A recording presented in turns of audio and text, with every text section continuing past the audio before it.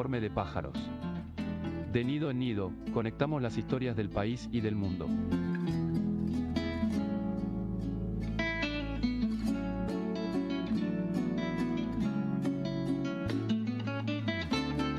Aterrizajes precisos en tiempos de turbulencias.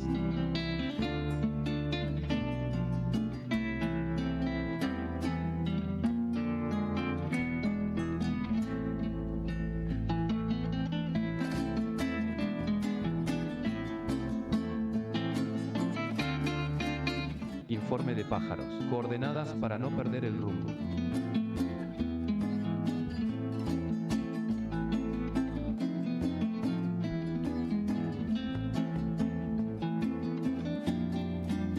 Adolf Hitler tenía buenos modales, lo mismo que Francisco Franco.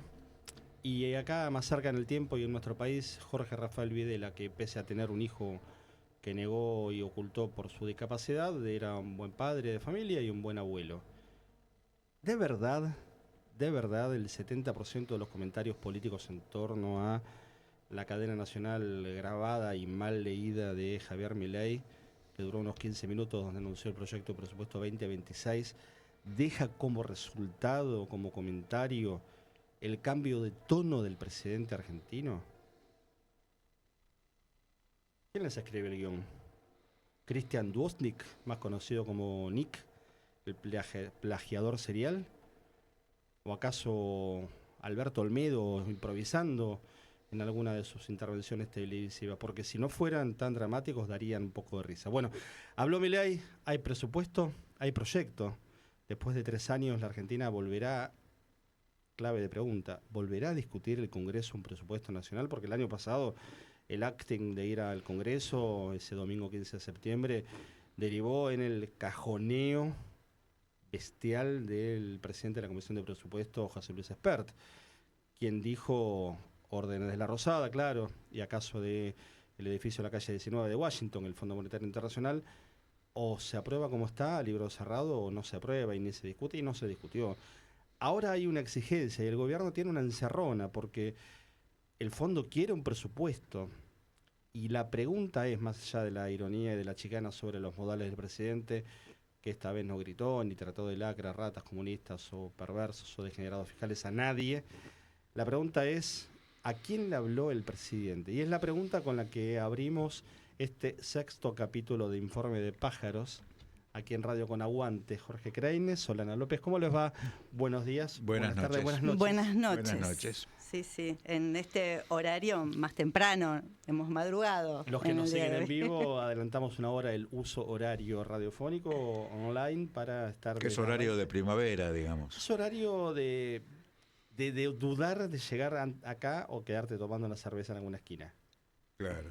Prima la responsabilidad, por ahora. Temperatura está para una cervecita. Sí. Siempre está para una cerveza, siempre. Bueno, yo dejé una pregunta abierta después de un breve comentario. Sí. ¿A quién le habló el presidente, Jorge? Bueno, creo que le habló al Fondo Monetario Internacional y en parte al denominado Círculo Rojo, que de rojo tiene bastante poco, por otra parte.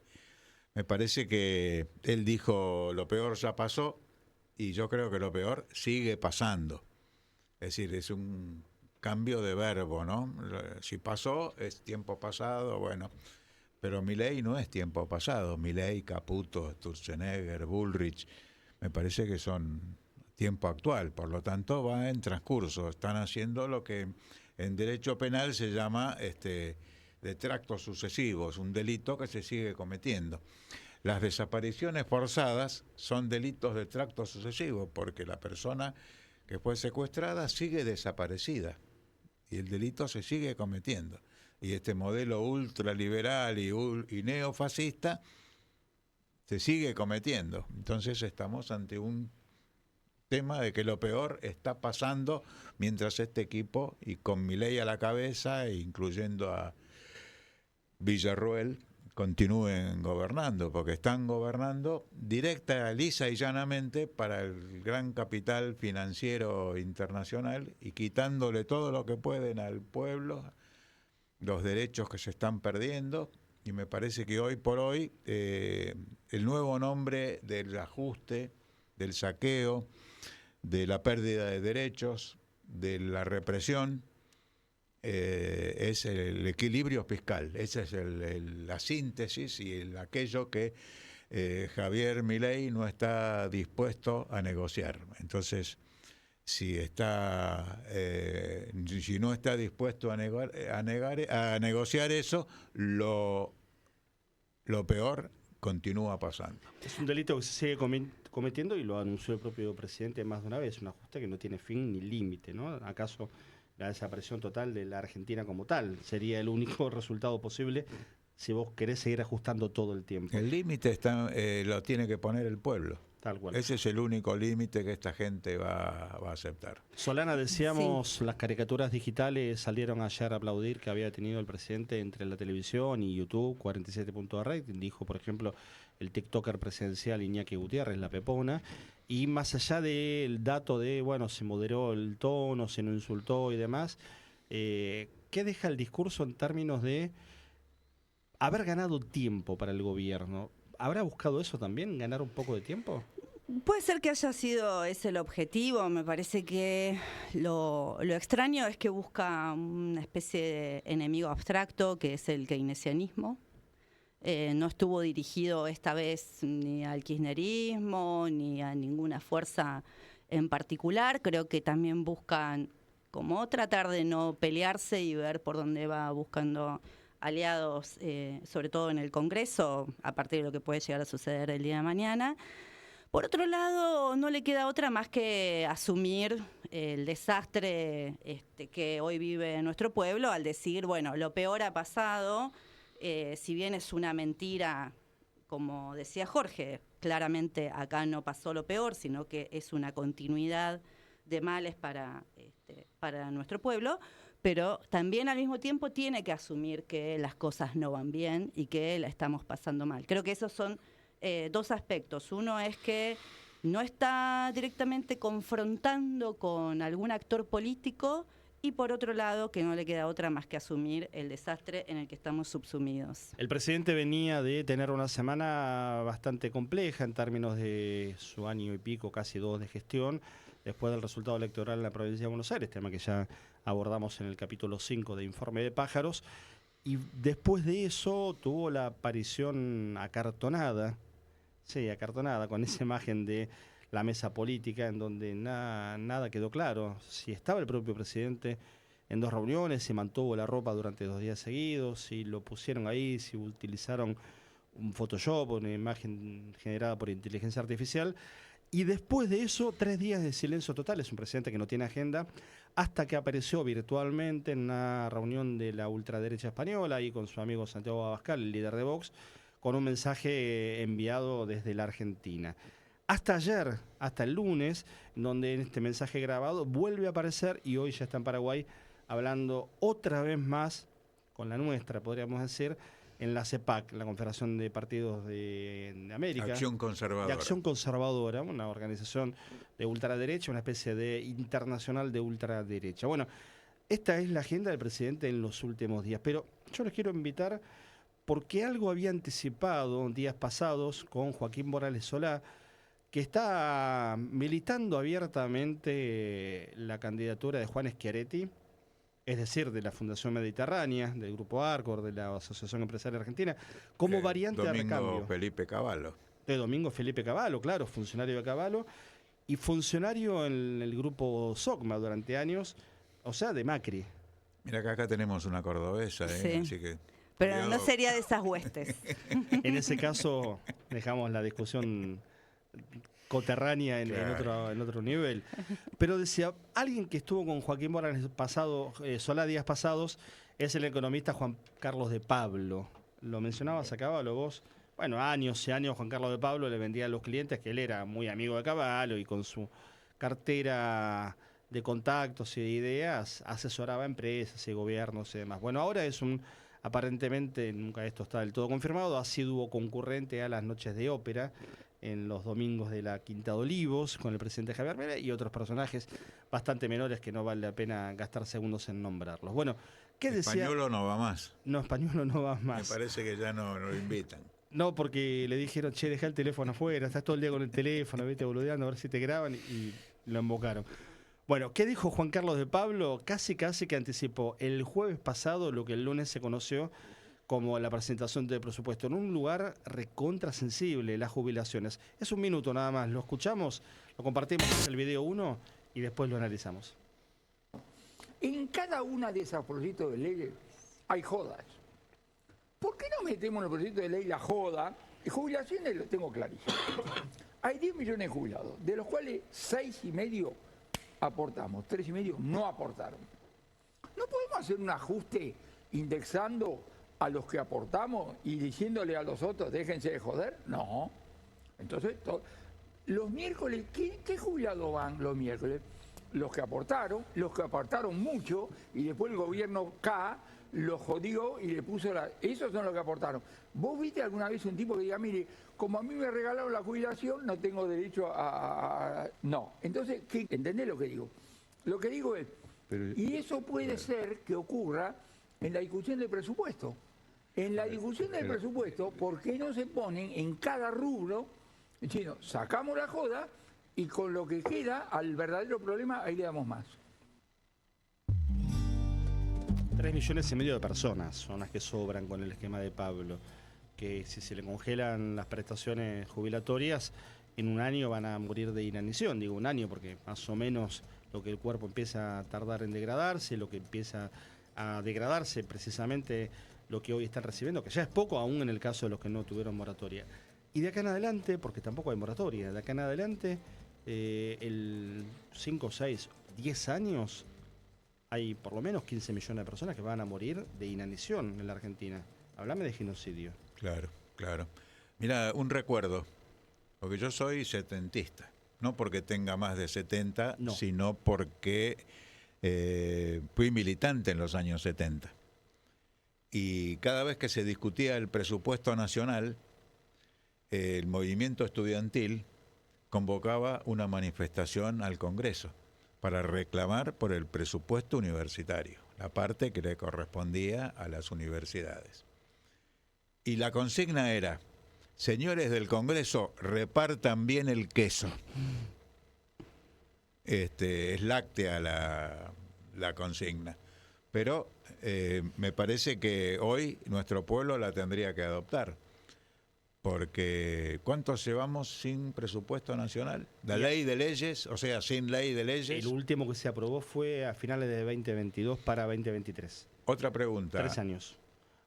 Con una complicidad del gobierno anterior. El decreto 7023 claro, no produce, de hecho, reformas a la Constitución Nacional. Sí, claro, y está invalidado en la justicia en alguno de sus capítulos. Entonces, si no tenemos presupuesto, se reforma la Constitución Nacional por decreto. ¿En qué país estamos? ¿Qué tipo de situación nos han impuesto, nos han creado?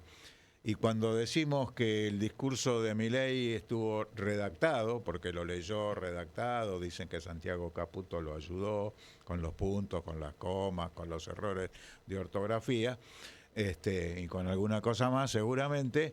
Bueno, ¿quién gobierna acá? ¿El Fondo Monetario Internacional? Porque la cosa no está tan clara, ¿no? Así que me parece que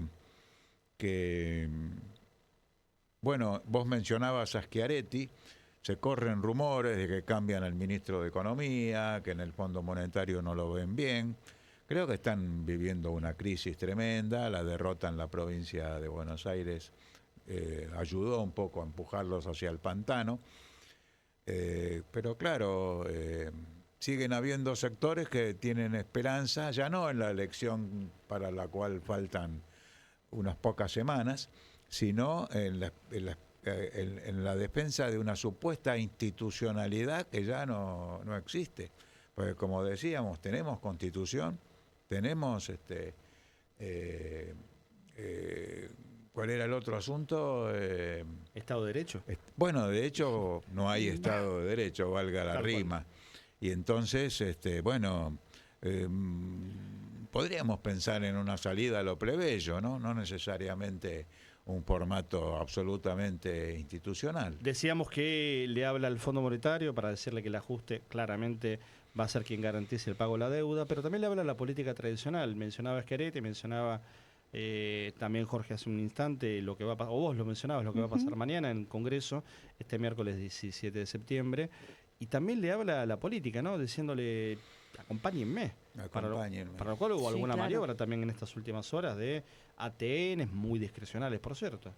Sí, sí. Y además pensaba como el juego de pinzas que hace, ¿no? Porque por un lado aparece Milei, bueno, dirigiéndose con estos nuevos modales, presentando una nueva figura que intenta de alguna manera construir, yo creo que un grado de acuerdo hacia un nuevo Congreso. Me parece que está queriendo ganar tiempo hacia un nuevo Congreso después del 10 de diciembre, están especulando con ese tema. Pero por otro lado aparecen estos personajes como de Pablo. Quiero tomar nuevamente lo que venía diciendo, porque a quienes se está dirigiendo es a una gran masa de trabajadores y trabajadoras que no hicieron aportes, porque durante muchas décadas en este país tuvieron que someterse a la superexplotación de trabajar sin ser trabajadores registrados. Entonces, hasta el propio Joaquín Morales Solá queda sorprendido ante la barbaridad que escucha. Entonces, digo, por un lado, continúan estas usinas ideológicas construyendo un sentido absolutamente por derecha y totalmente violento, y vemos otros actores del gobierno, cercanos al gobierno, impresentables, que tienen espacios en distintas redes sociales, que continúan con la violencia permanente. Y al mismo tiempo, bueno, yo creo que intentan construir un grado de acuerdo político que les permita sobrevivir, por lo menos llegar hasta diciembre con algún plan del nuevo Congreso que se va a constituir. Una mirada con un horizonte bastante lejano, porque empieza a haber dudas, ¿no? De diciembre, que es el clásico de este país, ¿no? Llega fin de año, el regalito de Año Nuevo. Remember 19 y 20 de diciembre Claro. del 2001. Exactamente, aparece el clásico de diciembre, pero hoy el problema es octubre para el gobierno. Y ahí me parece que hay un aprendizaje, que no solamente es el 2001, que ese es un aprendizaje, por lo menos en la cercanía histórica importante, también el aprendizaje de cómo se construyó la resistencia y la lucha callejera durante el gobierno de Macri, que fue una combinación de lucha callejera con instancias en el Congreso. Esa combinación de la lucha callejera y el en accionar, las calles y en las urnas. Exactamente, el accionar en el Congreso fue debilitando el gobierno de Macri y permitiendo la apertura en las elecciones posteriores. A diferencia de ese momento de 2017, y muy a pesar de Javier Milei, el panorama es aún más complicado para esta gestión, para la Libertad Avanza, porque en 2017 Macri logra, y acá voy a hacer un paréntesis casi de estilo y de formalidad, Macri no gana la elección legislativa, porque son elecciones provinciales que conforman con sus representantes nacionales el Congreso Nacional. La sumatoria de eso no es una elección nacional. La única elección nacional es la presidencial en la Argentina. Lo que va a pasar ahora el 26 de octubre no es una elección nacional, lo que no significa que no esté nacionalizada. Eso es un concepto Porque político. se voten cargos nacionales como senadores y diputados Claro, nacionales, pero pero no es es por una- distrito. Es por distrito. La única elección por distrito único es la elección presidencial. Y Mercosur. Exacto, parlamentarios del Mercosur. Parlamentarios del Entonces, Mercosur, en 2017, orden nacional, en 2017 porque también se votan parlamentarios del Mercosur por distrito. Exacto, pero en 2017 Macri, vamos a conceder después de la aclaración, gana la elección de medio término. La gana raspando, con 4 puntos en la provincia de Buenos Aires, que finalmente la frase repetida de la madre de todas las batallas explica un poco ese triunfo, con Esteban Bullrich por sobre Cristina Fernández, que había ganado las PASO y Bullrich logra dar la vuelta. El mejor año en términos de la economía de Mauricio Macri. Después empieza la debacle. Y sin embargo, con ese Congreso que estaba asumiendo producto de esas elecciones, el 14 y el 18 de diciembre, todavía están llorando Patricia Bullrich y compañía, las 14 toneladas de piedra, junto con el freno en la Cámara de Diputados, permitieron que no avanzara una reforma jubilatoria tremenda, una reforma jubilatoria previsional. Entonces fue la combinación del Congreso y de la calle, como siempre en la Argentina, citando el libro de Bonazo, ¿no? El palacio y la calle. Entonces, esas 14 toneladas de piedras que nadie jamás pesó, pero que coinciden con otro dato de la historia argentina. Vaya el cinismo de algunos personajes con las 14 toneladas de bombas lanzadas el 16 de junio del 55. Esas 14 toneladas de piedras implicaron también un freno a Mauricio Macri en ese sentido. Vamos a darle la derecha a Bullrich, si es que la necesita todavía. Las 14 toneladas de piedra fueron un freno y todavía les está doliendo eso. A diferencia de ese momento, hoy a Milei la calle le dijo que no, casi que de entrada. Y todavía tiene varias pruebas de fuego por delante. Con lo cual, digo, el escenario es bastante más complejo para el presidente Milei. Sobre todo que viene de un arrastre de años de caída de la actividad económica, de un proceso de endeudamiento fenomenal. Y acá está el punto clave para entender lo que se viene. Y tiene que ver con el eje de lo no dicho en el discurso de ayer, pero que es la columna vertebral. ¿Qué hacemos con la deuda? 2026 y 2027, los próximos 2 años, más allá de la fantasía de que el dólar va a estar más barato que hoy, que no se lo cree ni el perro, no sé si el vivo o el muerto de Milei, la Argentina va a tener que pagar cerca de 50.000 millones de dólares, que no tiene. Y si no se discute la deuda externa, este país no tiene ningún sentido. Bueno, hay una consideración sobre el Fondo Monetario Internacional. Ha renunciado una alta funcionaria del Fondo Monetario Internacional porque no quiere quedar pegada con la violación sistemática del propio estatuto del Fondo Monetario Internacional, porque un país como la Argentina, sistemáticamente deudor desde Macri en adelante, hay que decirlo, porque Néstor Kirchner había pagado con descuentos y en cómodas cuotas y con una serie de beneficios para el país, y dijo que el Fondo Monetario Internacional nunca más. Pero, algún día se harán conocer las responsabilidades. El equipo de gobierno posterior al de Macri no satisfizo las expectativas populares y ahora otra vez estamos pagando las consecuencias. Macri volvió con el fondo. Alberto Fernández llevó al Congreso la idea de reafirmar la deuda con el fondo, es decir, reafirmar un fraude. Y no sacarle nada positivo a cambio. Claro, Porque nada ni siquiera a cambio, duplicó nada a cambio. los plazos, ni bajó las Nada a tasas, cambio. ni nada, claro. Ahora resulta que el Fondo Monetario, violando su propio estatuto, le sigue dando dinero político, ya no solamente financiero, al gobierno, y crece la deuda externa de la Argentina, sube el riesgo país y demás. Ahora una pregunta. Vos hablabas de, de Seila Pasar Baysioglu. Esa chica. Sí, no te animaste a decir el apellido. Seila no me salía Pasar y no me animé. Es turca, es de Turquía. Claro. Es la directora del Departamento de Estrategia del Fondo Monetario Internacional. Turquille se dice ahora, Turquille. Es el nombre oficial del país. Y dijo que la deuda argentina es impagable. Por lo tanto, incobrable. Incobrable. Esa es la principal preocupación. No era una comunista argentina. Un señor Fidel Castro ya lo había dicho en 1985 en La Habana. Esa deuda externa es ilegal, es ilegítima, es incobrable y es impagable. Y entonces, pero es un instrumento de sometimiento. O sea, el Fondo Monetario es una institución internacional, pero dirigida totalmente desde Washington, por los Estados Unidos. Ahora, el Fondo Monetario Internacional tiene una particularidad. Si ellos tienen la maquinita de imprimir los dólares, lo que necesitan no es que le paguemos los dólares que les debemos. Es tener la deuda como un dogal, tener la deuda como un instrumento de sometimiento. Y a lo que estamos asistiendo en este momento es a un sometimiento de la soberanía nacional. Es de verle el alma al diablo. En todos los planos. Claro. En todos los planos. Un señor Lenin hubiera dicho, estos son la reacción en toda la línea. Es decir, en la economía, en lo financiero, en lo social, en lo político, en el aspecto que quieras.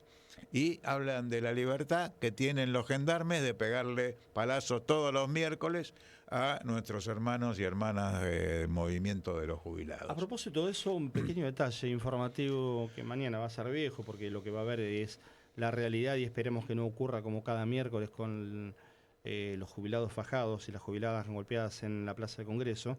pero hoy hubo una especie de operativo ensayo de represión, encabezado por la propia ministra Bullrich, justo un día antes de la marcha universitaria, entre otros sectores, está la gente del GAR, la gente de discapacidad, los propios jubilados y jubiladas, que van a ir al Congreso en una nueva jornada en donde el Congreso deberá validar lo que votó hace un tiempito ya, algunas semanas, que es una nueva ley de financiamiento universitario, porque el año pasado ya se había votado una en virtud de lo que decíamos al principio, la ausencia de un presupuesto, y le obliga al Congreso a buscar un parche normativo para suplir lo que no se debate en serio, que es la necesidad de tener un presupuesto que parte de una lógica distinta a la que el presidente Milei plantea, y no es un término solamente, un debate solamente etimológico, es un debate conceptual, político, ideológico y filosófico. El presupuesto parte de la necesidad de entender que hay determinadas cuestiones que se tienen que garantizar, derechos que se tienen que cumplir, y que en función de eso se asignan recursos. Para Milei no. Para Milei hay que recaudar, pagar con prioridades lo que haya que pagar, el resto, si no alcanza, jodete. Y recaudar, Pablo, hasta cierto punto, porque muchas fuentes de recaudación de divisas que podríamos tener, por ejemplo, cobrarle las retenciones a las exportaciones extraordinarias, a las ganancias extraordinarias de los agroexportadores, o, por ejemplo, recuperar los fondos que se obtienen a través de el control estatal sobre los puertos, tanto del río Paraná como de la costa atlántica, y demás, que son fuentes de financiación para el Estado, que el gobierno, por el contrario, reafirma la privatización. Y dos elementos que el gobierno bajó en términos impositivos, como bienes personales, que beneficia a un porcentaje muy, muy pequeño de la población, y el régimen de minería, que si uno repasa las leyes de la democracia, debe ser de las peores cuestiones que tiene la Argentina. Una ley del año 1997, conocida también como Ley Massa, por Ángel Massa, el ex secretario de Energía y Minería de Carlos Menem, riojano él, que luego fue mantenida en el tiempo y no fue nunca tocada hasta este gobierno, que benefició aún más a corporaciones que solo extraen sin ningún tipo de valor agregado un recurso estratégico de la Argentina. Bueno, ahí tenés ejemplos de dónde sacar, porque tanto el presidente plantea, bueno, díganme los legisladores, ayer no los tratados de degenerados fiscales, pero es lo que piensa realmente, de dónde van a sacar los recursos para asignar, por ejemplo, a las universidades o a la emergencia pediátrica. Bueno, ahí tenés un ejemplo concreto. Hubo una frase de Milei, que ahora no la recuerdo puntualmente cómo fue, pero habló algo de la inocencia fiscal, que me parece que eso sí va en el sentido que planteaba Jorge, en donde esa inocencia fiscal se refiere a que aquella acción judicial que busque de alguna manera responsabilizar a los grandes evasores, bueno, parece que habría que partir de un principio de inocencia, pero un principio de inocencia absoluto, en donde no habría responsabilidad. Aquello de que el evasor es un héroe. Exactamente, el evasor es un héroe, ¿no? Entonces es un cúmulo, en definitiva, de políticas por parte del Estado, de desfinanciación del Estado a favor de las privatizaciones y de las grandes empresas. En un ratito reabrimos capítulo, lo que dejó presupuesto presentado por Javier Milei, las repercusiones, qué pasa con las variantes que busca el Círculo Rojo, el establishment, algunas que están ensayando. Quiero hablar del Toto Caputo un poquito. Vamos a hablar del Toto Caputo también, entre otras tantas cuestiones que tenemos preparadas en este sexto capítulo de Informe de Pájaros, hasta las 22 aquí en Radio Con Aguante. Nos escuchan a través de la aplicación, que la pueden descargar en Google Play, la buscan como Radio Con Aguante, también en radioconaguante.com.ar, y en las redes nos encuentran en @radioconaguante y en @informe de pájaros.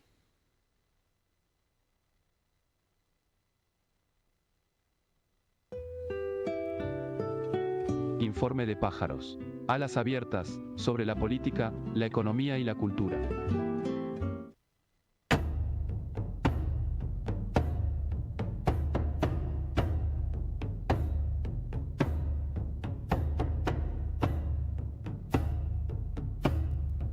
Origen Mío es un documental que tiene que ver con poner en el centro del debate los derechos de las niñas y adolescentes en entornos familiares seguros. Esta es poco la presentación de una película, un trabajo audiovisual que se va a proyectar, y ahora lo vamos a conversar con ella este próximo jueves 18 de septiembre en el Colegio de Abogados de San Isidro.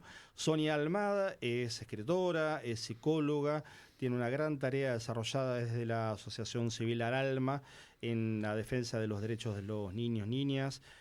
Tengo entendido también que está en carrera, y le vamos a preguntar de ella también, como candidata a defensora de las niñeces en la Argentina, un puesto que está vacante desde que este gobierno, desplazó de alguna manera a Marisa Graham y no habilita el debate para su reemplazo. Sonia, ¿cómo estás? Pablo Marcau, Jorge Craines y Solana López, te saludamos aquí en Radio Con Aguante. Buenas noches. Hola Pablo, hola, ¿cómo están todos ahí? Buenas noches. Gracias por el contacto. Hice una pequeña introducción de Origen Mío. Contanos un poquito de qué se trata este trabajo que vas a hacer parte junto con Dora Barrancos y con la doctora Rosa Cabral, abogada, de la presentación el próximo jueves ahí en el Colegio de Abogados de San Isidro. Origen Mío es el resultado de una investigación que hicimos en Aralma, que comenzamos antes de la pandemia, sobre apropiación, compra y venta de niños y niñas en Argentina, de niños pequeños. Nos empezaron a llegar diferentes casos, así que decidimos hacer una investigación, ¿no?, sobre este tipo de desapariciones en periodos democráticos, ¿no? Del resultado, digamos, de esa investigación, que es un archivo académico, dijimos, bueno, no puede quedar solamente en eso, guardado en algún estante, y pensamos en la posibilidad de convertirlo en una película.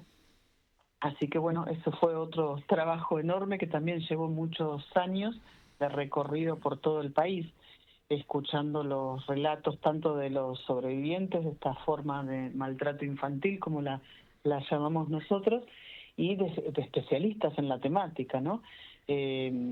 Jueces, abogados, defensores, psicólogos, bueno, todas personas especialistas en la temática de tanto de la apropiación como de la adopción, porque hicimos un trabajo artístico en ese sentido, que el director es Nicolás Ramos, para también compensar, ¿no?, la atrocidad de la apropiación y el robo de la identidad con los mecanismos seguros para que los niños puedan tener una familia, como es el Instituto de la Adopción. Así que la película recorre todo ese abanico, es muy conmovedora. La primera vez que la presentamos fue ahora, el 25 de abril, el Día del Maltrato Infantil, bueno, y esta es su segunda proyección porque la película también está concursando.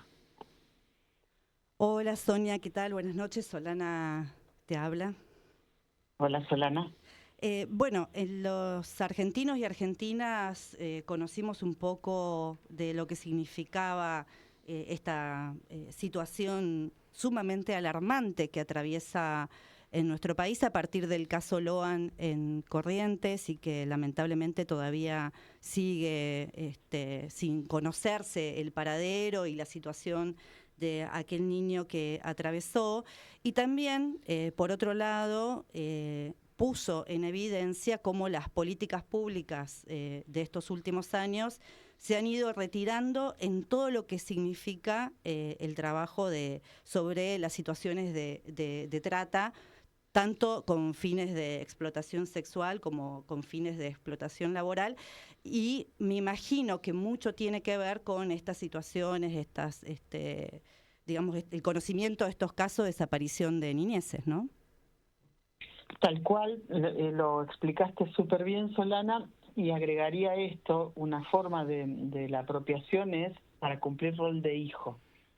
Y los entrevistados, nuestros protagonistas de la película, son todos personas que fueron robadas o madres que perdieron a sus hijos, y la mayoría fueron para cumplir el rol de hijo, no para que, aunque hay casos también que hemos entrevistado, no todos están en la película, que además de haber sido apropiados y cumplir un rol de hijo, también eran utilizados para la explotación sexual.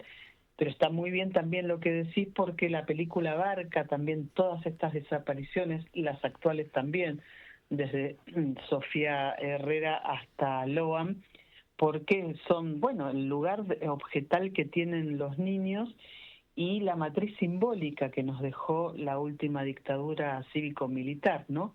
Nosotros seguimos, buscando a más de 300 nietos y nietas, las abuelas, específicamente lo siguen buscando, y como sociedad apoyamos como podemos esta búsqueda, pero también dentro de periodos democráticos aparece esto, ¿no?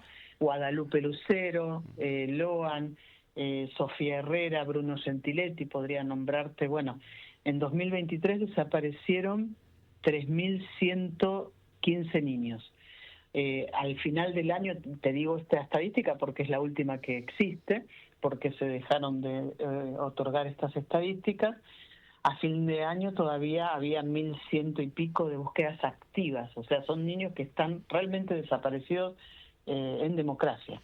Sonia, ¿qué hiciste bien una distinción ahí vos entre el rol de hijo, diferenciándolo de otro tipo de finalidades de la trata y de este tipo de mecanismos? Pero, ¿qué explicación tenés vos para que alguien, vamos a suponer que no vaya por el lado de la trata o una organización ilegal de explotación y vinculado a lo sexual, para que alguien apele a este tipo de mecanismos para complementar qué mandato? Teniendo la Argentina una ley de adopción, teniendo algún instrumento, no somos un país que no tenga marco normativo, ni tenga... ¿Qué motivación puede tener alguien o personas para llevar a este tipo de situaciones a los menores?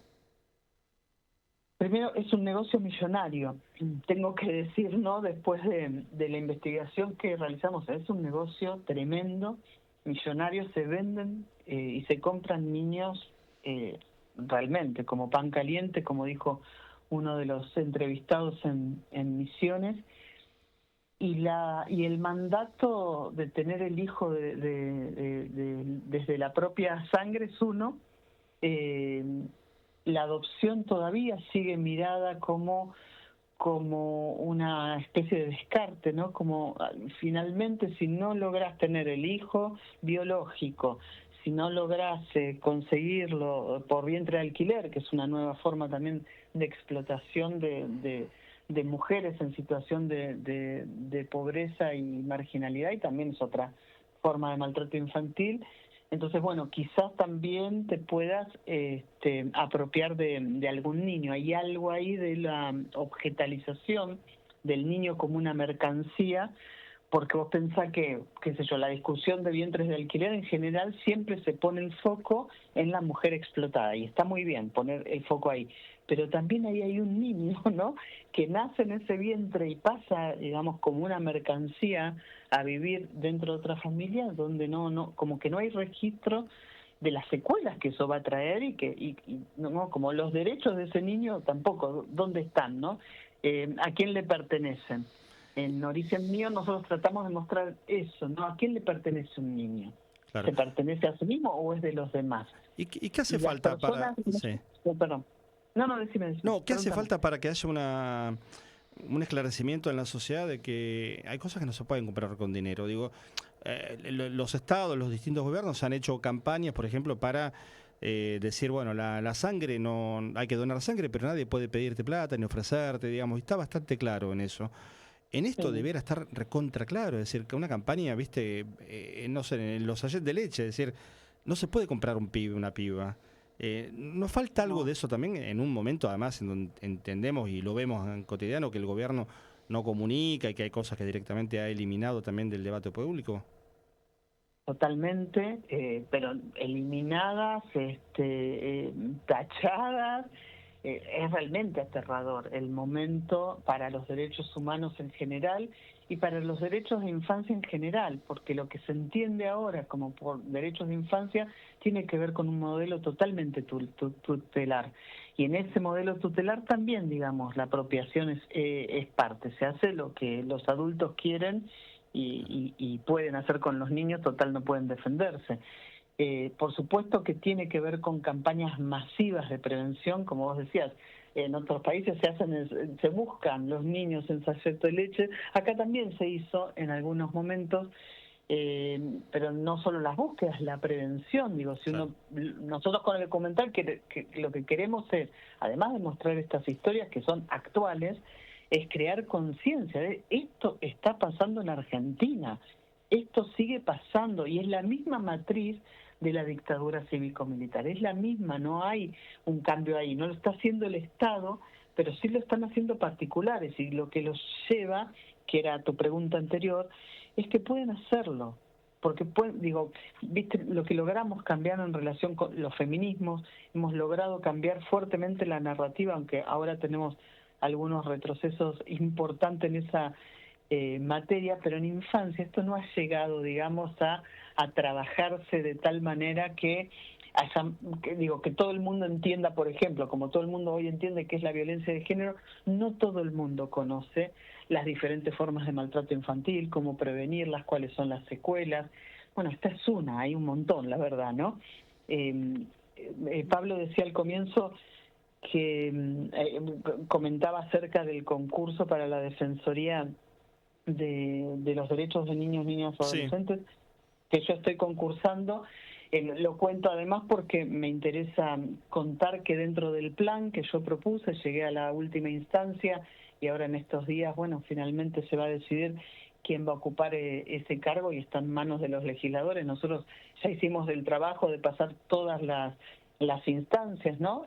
Satisfactoriamente, pero dentro del plan de trabajo lo que yo presenté es crear una unidad especial de niñez desaparecida, justamente por todo lo que hemos recogido, no solo en esa investigación, sino en investigaciones posteriores que hicimos acerca de la situación de la infancia y adolescencia en Argentina, que es aterradora, ¿no? Entonces, necesitamos no solo la campaña de prevención, sino tener espacios específicos que se puedan dedicar a las campañas, a la reparación, porque bueno, hay niños que son encontrados y que necesitan recuperación, tanto ellos como sus familias. Es realmente un tema súper delicado y bueno, el arte, ustedes saben que siempre ayuda a acercar un poco, claro, desde la poesía que ha hecho Nicolás Ramos con esta película, lograr contar algo, bueno, tan doloroso. Pensaba, Sonia, como, bueno, algunos factores que en definitiva son factores de poder, ¿no? Influyen, que es el adultocentrismo, también el clasismo, porque estamos hablando de que esto ocurre porque hay sectores que, bueno, están subsumidos en una profunda pobreza y a partir de eso quedan en situación extrema de vulnerabilidad y que terminan siendo víctimas de estas situaciones de apropiación y también de racismo, ¿no? Y en ese sentido, cómo todavía, con esto que decías de un modelo tutelar, todavía circula en el sentido común, y más hoy que prima ciertos discursos fascistas, que bueno, si son niñeces que nacen en un seno de una familia pobre, lo mejor que le puede pasar son estas otras familias que vienen supuestamente a alojarlos, ¿no? Y sobre la base de esa construcción absolutamente falaz, injusta, racista y clasista, bueno, de alguna manera se legitiman estas prácticas que vos decís que están totalmente naturalizadas. Tal cual, y ¿te acordás que en el terrorismo de Estado, nietos recuperados han contado que les contaban, bueno, pero te hemos salvado de esa familia terrorista, y entonces viniste a esta nueva familia, ¿no? Cuando se enteraban de su identidad de origen, que era como el salvamento que hacía el terrorismo de Estado en relación a las familias que fueron desaparecidas, ¿no? Es la misma, yo repito mucho lo de la matriz simbólica porque a mí me explica mucho esto, es la misma narrativa, es exactamente la misma, le vamos a dar una vida mejor, va a poder ir a un buen colegio y se ve, digo, no solo las formas que nosotros pudimos despejar de apropiación, no solo son el secuestro, también son procesos judiciales fraudulentos. Uno de los casos, y casi el protagónico, es un proceso fraudulento dentro de la justicia. Digo, no Es realmente muy aterrador lo que pasa y sí, como decís, es clasista, es racista y les pasa sobre todo a familias que están en situación de pobreza, de marginalidad. Hay un caso muy conocido, el caso Fornerón, que la Corte Interamericana finalmente le exige a Argentina que tipifique el delito de compra y venta de niños, que todavía no está tipificado como tal, como delito específico, porque 2012 fue que, bueno, una mujer se queda embarazada y decide dar a su hijo, ¿no? A otra familia. Y quien era el padre empieza a exigir que esto no pase, ¿no? Pero bueno, todas las instancias, esto pasó en Entre Ríos, todas las instancias judiciales no lo escuchan hasta que llega, bueno, después, muchos años después, llega a la Corte Interamericana y ahí sí le dan la razón y, bueno, logran una revinculación que nunca se logra del todo, ¿no? Porque ya la niña, la hija de Fornerón, ya estaba, bueno, totalmente alienada con el discurso de los apropiadores, que la habían comprado finalmente, ¿no? Se puede probar que la compraron pero que se había entregado, digamos, de esta manera. Así que, digo, Argentina está sancionada por esto. Hace 2012 creo que fue Fornerón, si no lo digo mal, 2011-2012. Sí, 2012, todavía, exacto. Ahí está, gracias. Estaba chequeando justo para... ¿Cuántos años pasaron y todavía Claro. hay no sé cuántos, 40 proyectos se deben haber presentado en diputados para hacerlo y este año se debatió y no se sanciona? Uno se pregunta, bueno, ¿pero por qué? ¿Por qué es tan difícil sancionar algo que está dentro de la Convención de los Derechos del Niño, de la protección integral? ¿Por qué? Hola. Jorge Kreines te saluda. Buenas noches a Hola, esta altura. Jorge. ¿Cómo estás? Hola. Mirá, te Bien. quería pedir, ahora que hiciste esta vinculación con cómo actúa el Poder Judicial, incluso cómo se actúa en la promoción de legislaciones específicas, la relación entre esto y otro elemento que diste antes, que es el del negocio multimillonario. Es decir, cómo funciona todo este mecanismo corrupto, podríamos decir, además de racista y clasista, en el sentido de que todo ese dinero que circula en torno de estos casos que remiten evidentemente al caso de los niños desaparecidos que perdieron su identidad durante la dictadura, pero que el negocio como negocio continúa.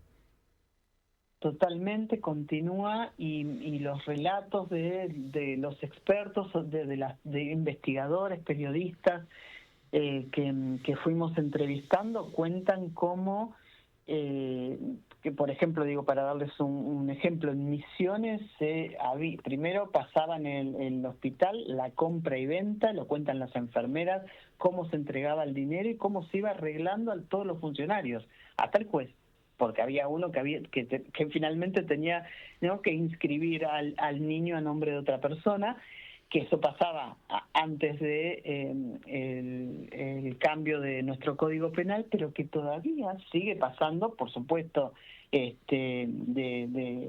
una manera con otros contenidos, pero que hay departamentos, casas donde llevan a las niñas, adolescentes, a mujeres muy jóvenes, todavía a parir allí a los niños que se van a vender.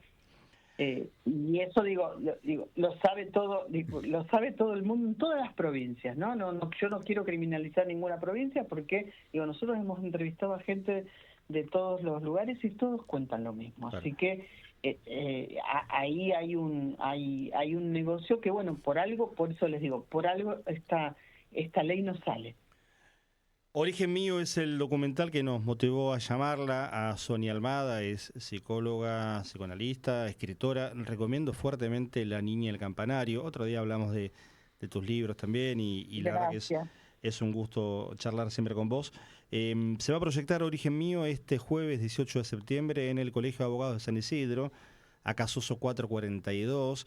Sonia va a estar acompañada de Dora Barrancos y de la doctora Rosa Cabral. Dora Barrancos, socióloga, historiadora, enorme trayectoria académica y de actividad en el debate público en la Argentina. Y la doctora Rosa Cabral es abogada especialista en Derecho de Familia. Todo esto lo organiza y la invitación corre por cuenta también de la Comisión de Derechos Humanos y Sociales del Colegio de Abogados de San Isidro, de la Asociación Civil Aralma, que preside Sonia Almada, está charlando con nosotros, y de Wokung Films, entiendo que es la productora que hizo también Origen Mío, ¿no? Sí, Bucon Films es la productora que hizo esta Quijotada, porque imagínense que esto fue sin presupuesto, nadie nos vino a financiar para un trabajo por fuera del asfalto, como me gusta decir, como este. Así que han hecho un trabajo tremendo. Me gustaría que también en algún momento ustedes la puedan ver. Ojalá. Y estamos en contacto para ver cómo sigue lo de la Defensoría y también para la difusión y para el debate y el pensamiento de todos estos temas que nos has acompañado también a reflexionar y a poner en carpeta cuando son tan dramáticos, pero también tan ocultos al mismo tiempo. Sonia, gracias por este ratito de charla. No, muchas gracias a ustedes por la invitación. Sonia Almada, aquí en Informe de Pájaros, casi 20:55.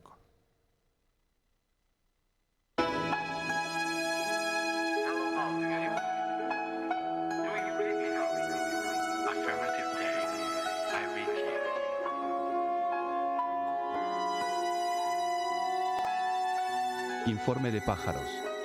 Coordenadas para no perder el rumbo.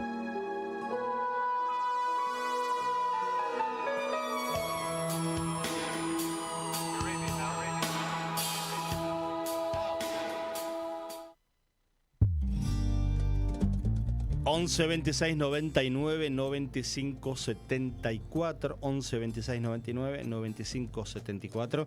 Tenemos una segunda hora recontracargada de efemérides, de historia, pero de actualidad, ¿eh? En ese puente que hay siempre entre la memoria y el presente, me parece que si hay una fecha que conjuga muchísimo es este 16 de septiembre. Miren, a modo de anticipo nada más, hace 70 años se producía el golpe de la autodenominada Revolución Libertadora, mejor conocida como Revolución Fusiladora.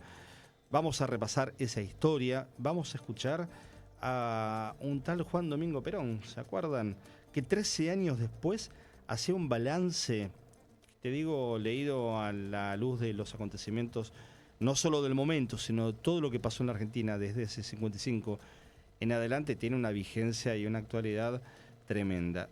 El 16 de septiembre de 1973, hace 52 años, asesinaban en el Estadio Nacional a Víctor Jara. Iban 5 días del golpe militar. Vamos a recordar, en Chile, vamos a recordar a Víctor Jara y ese momento tan particular también. Y hace 49 años en la ciudad de La Plata se producían los hechos conocidos como la Noche de los Lápices. Los lápices siguen escribiendo.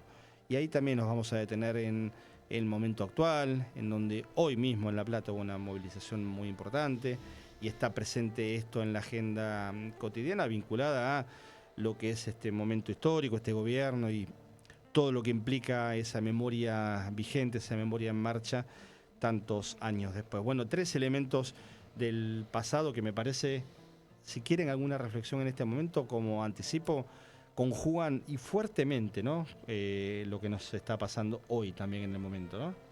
Sí, porque de alguna manera muestra que hay...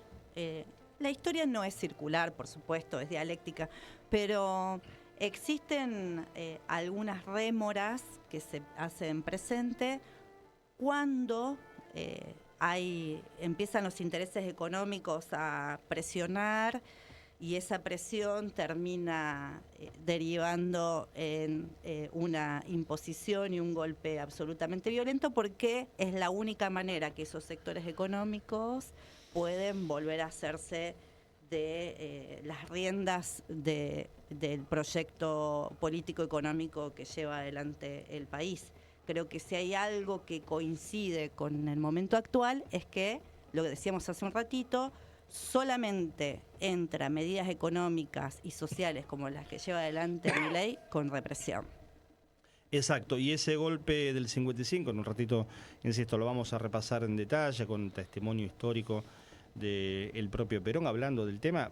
algunos años después, en una película, lo dejo acá en el ámbito de la intriga, de la incógnita trascendental del cine nacional, ese golpe da paso, por ejemplo, Jorge, ni más ni menos que a la entrada de la Argentina al Fondo Monetario Internacional. Totalmente. Algunos meses después, en 1956. Así es, o sea, podemos llamarla fusiladora y Fondo Monetarista, ni más ni menos, ¿no? Que está en la base de lo que después conocimos como neoliberalismo, y ahora en esta versión Escuela de Austria por parte de Milei y compañía, pero siempre con Caputo y Sturzenegger en el equipo, ¿no? Y hablando de Caputo, vos lo mencionaste. Cerramos esta primera hora de Informe de Pájaros con esa mirada sobre el actual ministro de Economía, y remarco la palabra actual, porque si hay un nombre en la picota en estas horas es el de Caputo. Sí. Bueno, es que habíamos hablado de que Milei bajó el nivel de tono, o sea, fue tranquilo, leyó, no insultó a nadie, no trató a nadie de ratas o de otros epítetos, pero el que se encargó de eso fue Toto Caputo. No confundir con Toto Ibarra, que es un periodista colega, sino Toto Caputo, que dijo, ¿es esto o el comunismo? Y entonces, bueno, volvió a poner el tema del comunismo como el logro de la política nacional. Bueno, me parece que están buscando roña por algunos lados y me parece que de alguna manera ahí hay un viejo... Ahora yo te voy a apurar un poquito. Un viejo colega del diario La Nación que se jubiló y ahora está en el programa de Silvestre, el C5N. Mariano Barrio, ni más ni menos, que dijo, bueno, así va a crecer el comunismo en la Argentina si los funcionarios públicos siguen haciendo este tipo de declaraciones. Ahora yo te voy a hacer un desafío casi provocador. Mira, son las 9 y antes de irnos a la tanda. Pero tranquilo que no me quedo con la última palabra. No, vos me ves nervioso. No, yo te provoco y quiero que definas vos. Y si no fuera una roña, y si no fuera una provocación estéril, y si no fuera una rémora de algo que no existe, como algunos quisieron interpretar malamente y erróneamente al analizar lo que dijo Caputo, y fuera una alternativa. Bueno, ahí retomo alguna expresión de Carlos Marx en su libro que escribió junto con Engels, La ideología alemana. ¿Lo habrá leído Toto Caputo? Puede ser. Fue la uva. ¿Por qué no? Caputo, ¿por qué subestimar a esta gente? Entonces ahí dicen que el comunismo es el movimiento real de la lucha de clases. O sea, no tomar el comunismo como un partido, como una sociedad futura a constituirse quién sabe cuándo, ¿no? O como un momento final. Claro. No, el comunismo es el movimiento real de la lucha de clases. Y como en lucha de clases hay todos los días, a veces con hegemonía de la burguesía y a veces, o de la gran burguesía ahora, y en este caso de este sector lumpenburgués que tenemos al frente del gobierno, y a veces la lucha de clases la llevan adelante los trabajadores. Hoy asistimos a una brutal lucha de clases del gran capital financiero contra todos los derechos adquiridos del pueblo argentino. Eso es lo que te puedo decir acerca de este amable desafío. Yo me voy a poner un poquito poeta y voy a traer a Roque Dalton cuando decía que el comunismo era esa gran aspirina que necesitamos para los dolores de cabeza que nos da el capitalismo. Sí, por eso la revista que sacaba la vicepresidencia de Bolivia durante la gestión de Álvaro García Linera se llamaba Migraña. Claro. 9 de la noche, 2 minutos. Esto es Informe de Pájaros en Radio Con Aguante. Nos queda una hora por delante y mucho más para compartir aquí como cada martes. Comienzo de espacio publicitario. De chico supe que no era hijo biológico de quienes me criaron. Durante años no hice nada con eso. Ya de grande, Vanina, mi compañera, me dijo que podía ser hijo de desaparecidos. Pero algo me frenaba. La culpa, el miedo. Luego nacieron mis hijas y pensé que no podía dejarles algo como esto sin resolver. Y me animé a dar el paso. Anímate a dar el paso. Si naciste entre 1975 y 1980 y dudas de tu identidad o sabes de alguien que puede ser hija o hijo de desaparecidos, comunícate con Abuelas de Plaza de Mayo o con sus redes en las provincias. Totalmente distintos, pero encajando perfectamente. Un espacio donde estamos todes. Piezas de realidad. Durante esta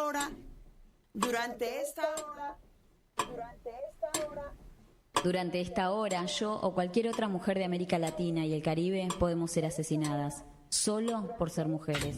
Vivas nos queremos. ¡Vivas nos queremos! Radio con Aguante. Llegan a YouTube las sesiones en red, un lugar con los artistas de tu generación. Sesiones en red, nuevos sonidos. Sumate a la programación de Radio con Aguante. Distintas piezas de realidad conforman este proyecto colectivo de comunicación. Vos también podés ser parte. Entrá en www.radioconaguante.com.ar para recibir más información. Tu proyecto necesita aire. Fin de espacio publicitario.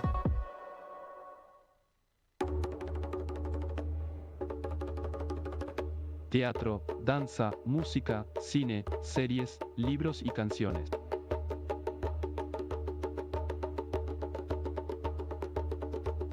Panorama cultural en Informe de Pájaros.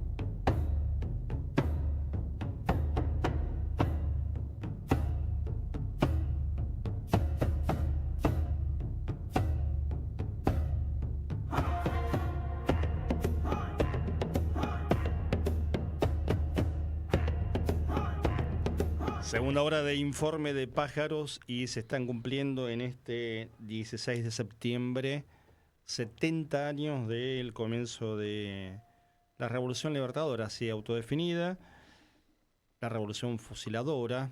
Un tal Eduardo Lonardi se hacía cargo de la presidencia el 23 de septiembre. Los tiempos eran un poco más lentos que hoy, una semana después, pero el 16 de septiembre finalmente se consumaba aquello que había tenido un increscendo dramático 3 meses antes, el 16 de junio de ese 1955, con los bombardeos en la Plaza de Mayo y las más de 300 víctimas fatales y cerca de 1000 heridos.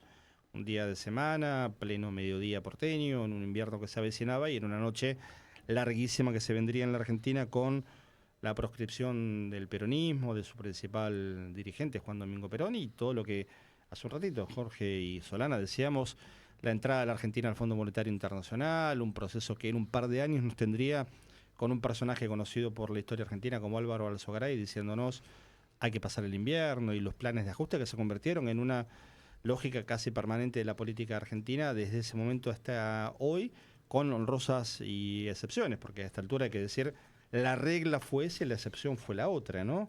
El ajuste fue la regla y la extracción de recursos después de un periodo donde la Argentina había tenido un despliegue económico y social, de ampliación de derechos, que no fue una invención del peronismo, sino que en todo caso conjugó desde la jefatura del Estado las luchas que llevaban décadas en Argentina con los inmigrantes y con las primeras organizaciones obreras, producto del impulso de los anarquistas, los socialistas y de los comunistas que venían de otros lugares del mundo a hacer de la clase obrera argentina un sujeto fundamental en la lucha de clases, que llegó a tener en la década del 30 una CGT muy alejada de lo que la CGT de hoy indica que es una CGT dócil, una CGT que tarda a veces un tiempo largo en ponerse de acuerdo para ver si saca un tuit y finalmente le da todo el tiempo todo el tiempo, valga la redundancia, espacio para que el poder real siga haciendo las suyas para con los trabajadores, a quien debieran defender. Bueno, en la década del 30 eso era otra cosa. La CGT estaba dirigida por socialistas y por comunistas, y después llega Perón, guerra mundial de por medio, y la historia es conocida. No voy a hacer acá una síntesis del peronismo por 3 o 4 razones esenciales. Una, por una cuestión de tiempo. 2, porque hay 3 personas y puede haber 3 interpretaciones de peronismo diferentes, y aunque nos pongamos de acuerdo en un montón de cuestiones, tampoco vamos a llegar a una síntesis.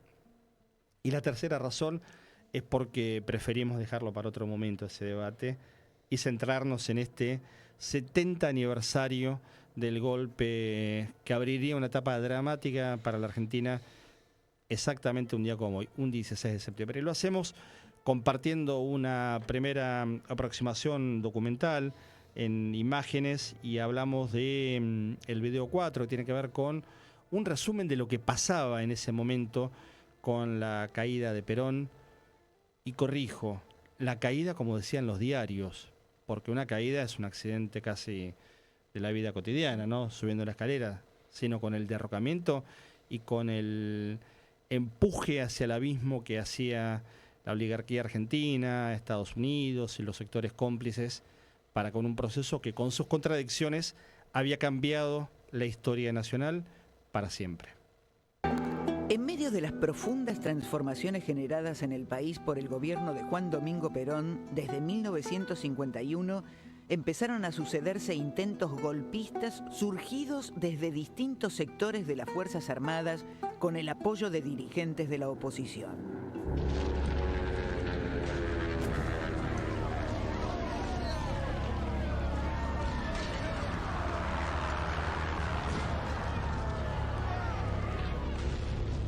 El cruento bombardeo del 16 de junio de 1955 sobre la Plaza de Mayo fue el prólogo para el levantamiento que terminaría derrocando al gobierno constitucional el 16 de septiembre de ese mismo año. Tras los sucesos de junio, Perón realizó un par de gestos conciliatorios y llegó a ofrecer su renuncia a la presidencia. Pero poco después retrocedió y retomó un discurso de confrontación plena. En ese golpe convergieron los cuadros superiores de la Armada con el creciente liderazgo del almirante Isaac Rojas, generales del ejército, dirigentes de los principales partidos de la oposición como Arturo Frondizi, del radicalismo, y Américo Gioldi, del Partido Socialista, a los que se sumaron empresarios y dirigentes estudiantiles. Fue decisivo el apoyo de la Iglesia Católica, que en ese momento estaba enfrentada al gobierno por iniciativas como la ley del divorcio y el proyecto de separar a la Iglesia del Estado. Las acciones insurgentes se inician el 16 de septiembre y en las jornadas subsiguientes se suceden avances y retrocesos de los golpistas. Finalmente, el día 19, Perón presenta su renuncia y se asila en la Embajada de Paraguay. El general Eduardo Lonardi asume la conducción del nuevo gobierno con Isaac Rojas como vicepresidente provisional. Desplazado Lonardi por el general Pedro Eugenio Aramburu, el régimen se afianza y desata una feroz persecución que hará que la autodenominada Revolución Libertadora fuera bautizada por la memoria popular como la Fusiladora. Plumas y letras, historias desde el aire. El canto de los tiempos. En Informe de Pájaros.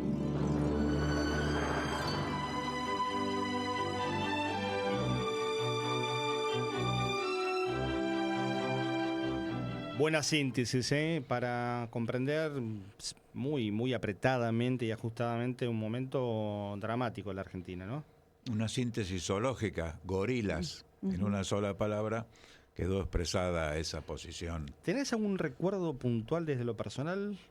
Bueno, yo era muy chiquito. Muy chiquitito era, 7 años. Estaba jugando a la pelota en la calle. Vivía en una calle que todavía se podía jugar a la pelota, de vez en cuando pasaba un vehículo y había que sacar los arcos hechos con ropa y correrse a la vereda. Y vi pasar los aviones que bombardeaban la Plaza de Mayo. Y ¿qué decía la gente en aquel momento? Hay una revolución. Después se modificó el concepto de revolución y se empezó a decir golpe de Estado de manera directa, pero cuando los militares tomaban el poder, desplazando a las autoridades civiles o legítimamente electas, se decía que era una revolución en aquel tiempo, ¿no? Así había sido en el 30, así fue en el 43... Y todavía en el 66, con Onganía, que se presentó como Revolución Argentina. Revolución Argentina. Claro. Y bueno, después la definición de revolución la dijo Fidel Castro cuando planteó que revolución es aquello donde se cambia todo lo que debe ser cambiado. Y ahí entonces me parece que quedó claro que es una revolución, cuando en verdad lo del 55 fue una especie de contrarrevolución que venía a terminar con un proceso de conquistas que había logrado nuestro pueblo. Algunos dirán lo hizo Perón, otros dirán surgió de las luchas populares, o una fusión de ambas cuestiones, o un contexto internacional de países del norte que terminaban la guerra y que entonces se permitió una relativa industrialización de la Argentina y una ampliación del número de trabajadores asalariados en nuestro país. Bueno, pero como bien dijiste, eso cambió la historia argentina, y cuando salimos al exterior y nos preguntan qué es el peronismo porque no se entiende, muchas veces también decimos, tampoco en Argentina lo entendemos demasiado. Y en este momento voy a decirles que prefiero hablar de los peronismos. De los peronismos, porque hay un peronismo de derecha, hay un peronismo más progresista y de izquierda, hasta peronistas revolucionarios, muchos de los cuales son las víctimas o no las víctimas, porque fueron militantes que dieron su vida, que participaron de las organizaciones armadas en los años 70. En fin, hay peronistas que se identifican con Fidel y con Chávez, y hay otros peronistas que se identifican con Milei. Digo, para marcar un poquito algunas cosas. Sí. Hay peronistas para lo que cada uno quiera. Y bloques peronistas en el Congreso, con Pichetto o Ritondo en el PRO y ahora en La Libertad Avanza. Sí, parte de la definición del peronismo tiene que ver con la propia acepción de movimiento que el propio peronismo se da a sí mismo. Y eso incluye el policlasismo, ¿no? El policlasismo que expresa según el momento. Claro. En mi caso personal, me parece bueno traer una historia familiar, porque además desmiente una fábula que se ha construido muy maliciosamente contra los y las comunistas en relación al golpe del 55.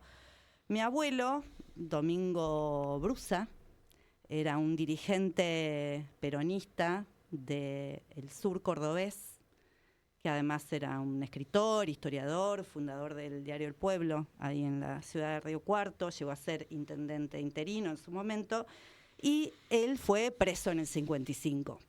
Y yo la primera vez que escuché hablar de comunismo fue de mi abuelo, que me decía, tanto que nos enfrentábamos con los comunistas y terminamos en las cárceles juntos.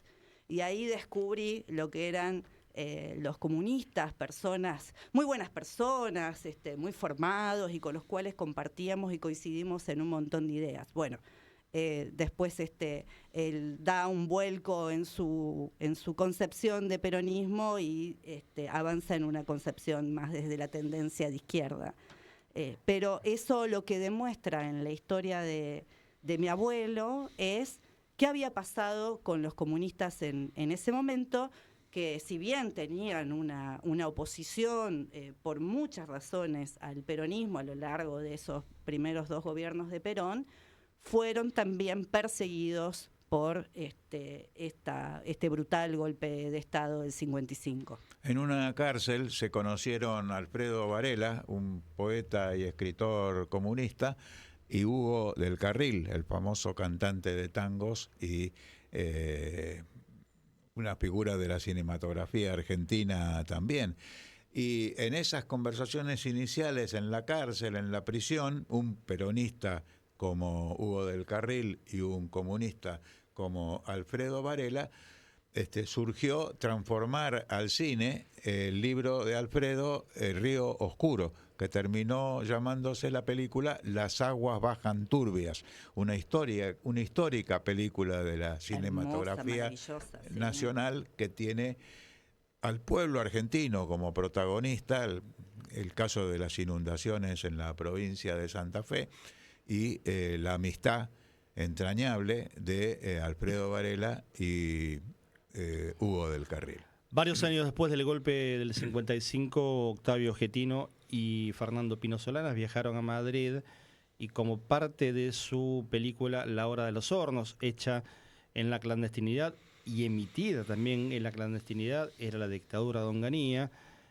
entrevistaron a Juan Domingo Perón. Y acá hay algún elemento muy interesante para entender qué pasó en el 55, qué había ocurrido previamente, porque los primeros intentos de golpe o de revolución, para ese entonces, de los militares contrarios a Perón, fueron ya en el año 51, cuando además en simultáneo comenzaba un proceso complejo en la segunda etapa del gobierno de Perón que derivaría en una sequía muy grande en el 52. En detalles, ¿no?, que vamos contando, la aparición, por ejemplo, del pan de salvado. Hoy repasábamos con Solana la historia del pan de salvado, el pan negro argentino, que es producto también de la crisis por la falta de trigo que había en la Argentina y la utilización del salvado de trigo, que es una molienda diferente, que le da ese tono mucho más oscuro, a los que los antiperonistas le decían un pan cabecita, en ese racismo que hay en la Argentina también, tan lógico y tan presente en los sectores de la derecha, ¿no? Aquellos que dicen no hay racismo, sí lo hay en la Argentina y es claramente de la derecha. Bueno, en ese 52 de la sequía, de la crisis, la idea del pan de salvado, ¿sabes de quién fue? De un joven Antonio Cafiero, el economista que fuera muy joven funcionario del propio Perón en ese momento y que venía de haber compartido jornadas históricas en el Bogotazo del 48, ni más ni menos que con Fidel Castro. Allí se conocieron Fidel y Cafiero, que después mantendrían a lo largo de los años también una relación. Bueno, en ese momento del comienzo de las dificultades económicas aparecen ya los planteos militares con un tal Mario Menéndez en Córdoba, el tío del que fue después Benjamín Menéndez, el tío de los primos Menéndez, tanto de Luciano Benjamín como de Mario, el gobernador militar en la época de la recuperación de las Malvinas por parte de la dictadura. Y aparece también cuál fue la respuesta del peronismo y del propio Perón frente a lo que era un clima creciente de violencia en la Argentina. Bueno, 13 años después, en La Hora de los Hornos, Perón lo explicaba en este video 5 que compartimos ahora. De esta manera, el que pregunta es Octavio Getino y el que filmaba era un tal Pino Solanas.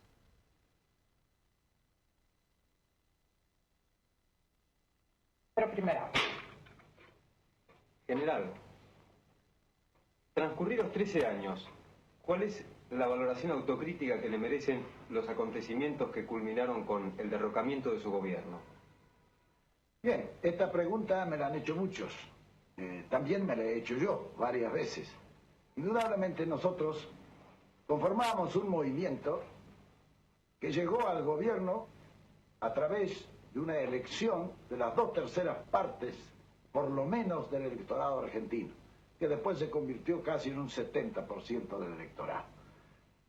Nuestro compromiso era realizar las reformas revolucionarias que habíamos propugnado desde la revolución mediante un sistema incruento.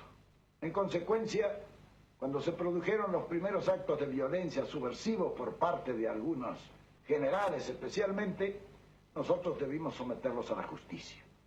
La justicia los condenó a prisión y así quedó. Indudablemente que si hubiéramos nosotros contestado a la violencia con la violencia, deberíamos haberlo fusilado. Quizá entonces se habría terminado todo. Así se llega hasta 1955, el 16 de septiembre, en que también algunos generales se levantan al frente de algunos sectores de tropas. Nosotros podíamos haber aplastado perfectamente bien eso. Yo recuerdo que en una reunión que tuve con mis asesores directos en la Secretaría de la Presidencia de la República, el general Sosa Molina, que era el secretario militar de la Presidencia, me dijo, si yo fuera Perón, pelearía. Yo le contesté, Si yo fuera Sosa Molina, también pelearía. Pero sobre mis espaldas pesaban una grave responsabilidad que yo debía defender en ese momento con toda mi autoridad. Es así que yo no resolví hacer nada. Pensé que en la nación nada hay superior a la nación misma. Y frente a la posible depredación violenta de todas las que veníamos realizando durante 9 años, era preferible ceder. Yo por mí no quería llevar a la República a una guerra civil ni a una lucha cruenta. En consecuencia, lo que quedaba por realizar era simplemente dejar que ellos hicieran lo que quisieran. Si el justicialismo tenía razón, iba a volver. Y si no tenía razón, quizás era mejor que no volviera. Han pasado casi 13 años desde ese momento. Indudablemente que el tiempo me ha hecho cambiar de opinión. Hoy creo que cometí un grave error. Yo debía haber decretado la movilización, comenzar por fusilar a todos los generales rebeldes y a todos los jefes y oficiales que estaban en la traición y dominar esa revolución violentamente como violentamente nos querían arrojar del poder. Si en este momento tuviera que hacerlo, lo haría. Porque ahora sé lo que entonces no sabía. Que esa gente llegó para hacer el más grave daño que se le pudo haber hecho al país. Yo nunca pensé que pudieran haber argentinos tan poco patriotas que podrían haber conducido el país a donde lo han conducido. Por eso, después de estos 13 años, hoy me afirmo en la necesidad de haber exterminado al enemigo, porque no era el enemigo nuestro, era también el enemigo de la República. Mañana 17 de septiembre en las plazas de la República Argentina, no solamente en Buenos Aires, hay que salir un poquito a veces de la lógica porteñocéntrica, la comunidad universitaria en particular, pero la sociedad argentina en general le va a decir a Milei, otra vez basta, otra vez no, con esto no, acá está en juego no solamente un presupuesto universitario, acá está en juego no solamente la reivindicación de un sector, sino está en juego un modelo de país, está en juego el futuro de millones de personas que han construido hasta ahora con sus dimes y diretes una sociedad y que queremos seguir construyéndola para mejor, no para destruirla y menos aún en las condiciones en que lo está haciendo esta gestión. Melina Gerló es antropóloga, secretaria de prensa de la Asociación de Docentes de la Universidad Nacional del Comahue y nos está escuchando. ¿Cómo estás, Melina? Aquí Jorge Krein, Solana López y Pablo Mercado, te saludamos. Hola, Solana, Pablo, Jorge. Un gusto escucharles. Un saludo para la audiencia. Por favor, gracias por el contacto, este ratito de charla en la noche del martes, pero también pensando en que en unas horas en la Argentina va a haber otra vez una calle diciéndole no a Milei, ¿no? Sí, una calle, esto que decían recién, que en cada plaza del país o bueno, en distintos puntos, ¿no? De acuerdo al lugar, toma las características de nacional, de federal.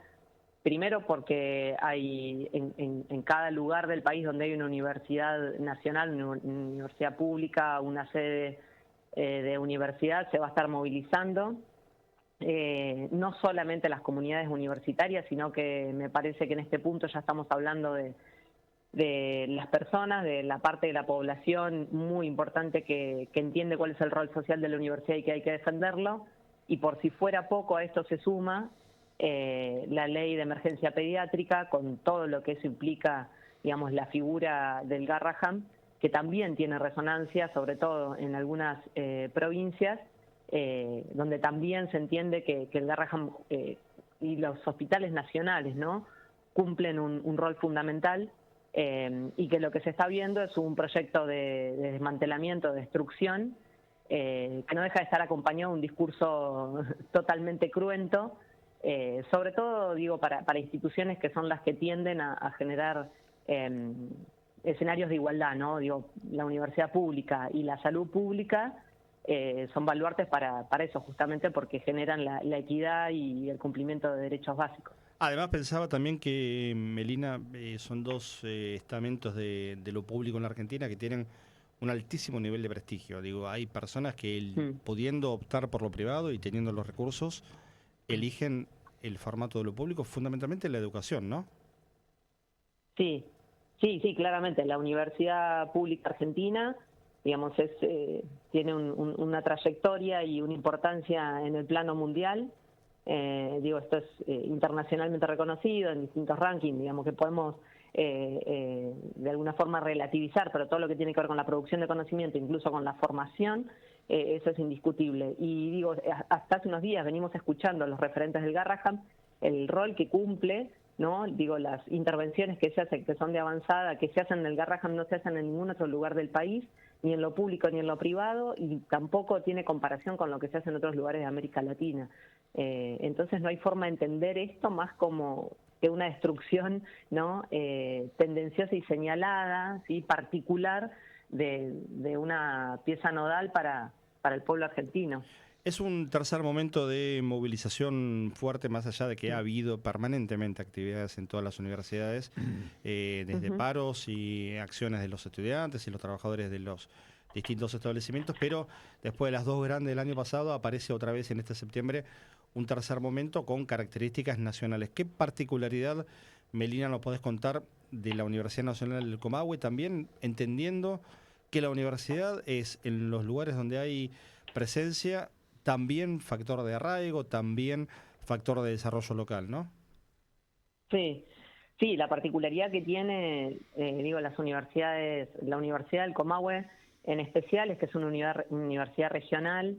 Tenemos 8 asentamientos que están distribuidos en 2 provincias, en Neuquén y Río Negro, y esto genera, si bien genera movimiento de estudiantes que vienen de distintos lugares, sí genera esto de que en la Patagonia no solamente los estudiantes se encuentren en el lugar donde trascender sus carreras, donde proyectarse, donde trabajar, sino que también es bastión las universidades nacionales en la Patagonia del desarrollo, del empuje de proyectos. Esto hace que también, y sobre todo con los últimos años de una potenciación de las universidades públicas, hace que se corra un poco, ¿no? Que la producción de conocimiento solo esté en algunos lugares. El otro día estoy pensando en el mismo día del veto, ¿no? Que al otro día se llama un paro, las centrales, las federaciones docentes llamaron al paro, y una de las acciones que se hizo fue en el Centro Atómico Bariloche. Estoy pensando en esos nodos, en esos lugares que son centrales, donde la ciencia y la universidad colaboran y trabajan conjuntamente. Bueno, hubo una manifestación muy grande, para lo que es Bariloche. Esto se replica en Viedma, en San Antonio Este, donde funciona la Escuela de Biología Marina. Son lugares centrales para la universidad, para la formación, para la excelencia académica, para los posgrados, pero sobre todo que son universidades públicas que tienen ingreso irrestricto, que garantizan el derecho a la educación superior. Lo que se está destruyendo, por eso nosotros hablamos de destrucción, son todas esas posibilidades que se empiezan a cortar, que no se remite solamente a lo presupuestario, sino estamos hablando de que las características, la universidad pública como la conocemos nosotros, claramente va a cambiar a partir de esto, de una destrucción que ya está teniendo, de una precarización de la vida universitaria de sus trabajadores, y cuando lo proyectás esto en el tiempo, sí, claramente estamos hablando de la destrucción de lo que es el proyecto universitario, ¿no? Como rol social de la universidad. Hola Melina, Jorge Kreines te saluda, ¿cómo estás? Hola Jorge. Habías planteado una dimensión que es la promoción de igualdad por parte de la educación pública. La cantidad enorme de universidades nacionales que han sido instaladas en nuestro país, son cientos de universidades, más de 200 creo, en la cercanía en todo el territorio nacional. Pero también hay algo vos referías recién, hay una dimensión que es la promoción de soberanía, contar con una ciencia y tecnología propias, que es una condición para la independencia nacional. Me parece que este factor también es un elemento que están atacando duramente en este momento. Sí, y además, pensando o teniendo que escuchar estas mentiras sobre el presupuesto 2026, hay que fijarse que los recortes recaen sobre estas dos áreas, ¿no? Sobre ciencia. Si por lo menos lo que se puede saber del proyecto hasta ahora es que el recorte le cae a los institutos, ¿no? Específicamente, y que cae un recorte de presupuesto sobre los intentos de desmantelarlos que ya hubo, el INTI, el INTA, la CONEA, la Comisión Nacional de Energía Atómica, y el otro ataque es a la educación en general, no porque ha habido recortes puntuales, y al sistema universitario, donde además se dice que hay un aumento, pero que claramente no es tal. Porque, bueno, digo, esto que se salió a los medios, ¿no? El Consejo Interuniversitario Nacional publicitó, está dando a conocer cuál es el presupuesto que desde el año pasado se está pidiendo, y el que el presupuesto da es un poco más que la mitad, ¿no? Entonces, sí, esto que decís, y además otra cosa que me parece, ¿no? El sistema científico justamente opera como sistema, y eso es lo interesante, funciona articuladamente, pero a su vez funciona articuladamente con las universidades. Aproximadamente el 60% del conocimiento que se produce en nuestro país pasa por las universidades públicas. Entonces también ahí hay algo estratégico que está ocurriendo, que tiene que ver con la soberanía y que tiene que ver con definiciones de política, de poder resolver las necesidades del país. Eso es lo que se está atacando en un presupuesto 2026 que ahora vamos a conocer, pero que ya se viene atacando hace 1 año y medio con políticas de recorte en el menor de los casos y de desguazamiento en otros lugares donde ha sido más profundo. Melina, buenas noches. Solana te habla. Hola, Solana.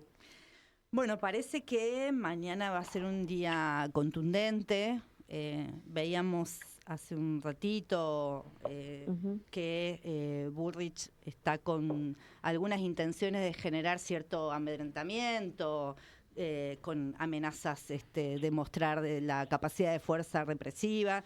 Sabemos que lo han hecho, de hecho vos misma ahí en la Patagonia has tenido que resistir situaciones muy valientemente, situaciones complejas. Pero creo que es importante hacer un llamado a la movilización, a no tener miedo, a animarse, y que mañana llenemos las plazas y las calles de todo el país. Sí, redoblar ese llamamiento. Mira, hay ciertas cosas que me las privo, en este caso no fue voluntario, que es no escuchar a Bullrich, pero no sabía que había salido a decir. Creo que el mensaje que dio ayer Milei claramente era generar esta tranquilidad de, ¿no? Algo así como que lo peor ya pasó, esto ahora viene el buen momento, por eso se da este aumento, que es justamente un mensaje 48 horas antes de un debate central para nuestro país, de una movilización que va a existir de punta a punta. Bueno, claramente eso estaba activando que esos medios muy amigos generaran un zócalo como intentando tranquilizar a la población. Lo que nosotros tenemos que decir, lo que me parece que hay que desmantelar es esta mentira del presupuesto, y que esto va a pasar por las cámaras. Otra cosa que me parece que ya no hay lugar, ¿no?, a soportar es la especulación de diputados y diputadas, ¿no?, que faltando muy poco todavía no tienen posición sobre esto. No es que no tengan posición, hay alguien acá que está especulando con la educación y la salud públicas, entonces no hay lugar a eso.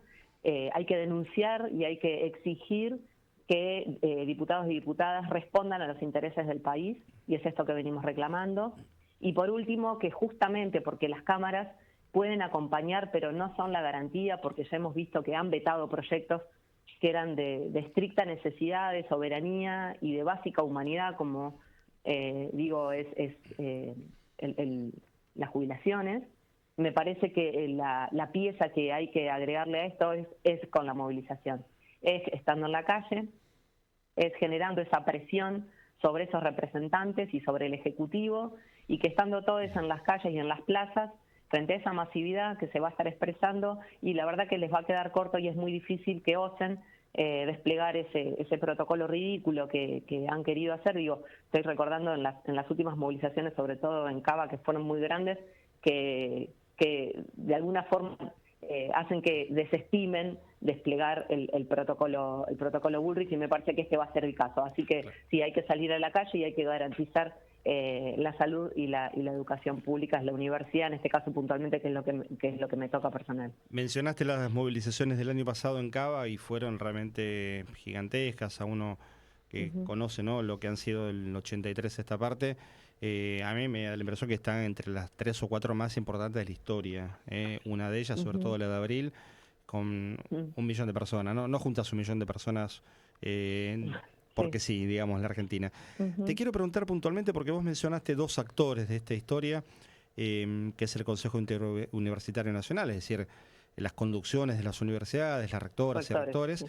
Mencionás el rol de los trabajadores, vos estás en un sindicato, pero puntualmente por el actor estudiantado, por las pibas y los pibes, que probablemente en muchos casos tienen su primera experiencia de lucha con este momento histórico, y que ni siquiera en algunos casos habían nacido en la crisis de 2001 o 2002. ¿Qué ves en ellos, también desde tu formación y de tu experiencia, qué ves en ellos para leer un poco el momento histórico?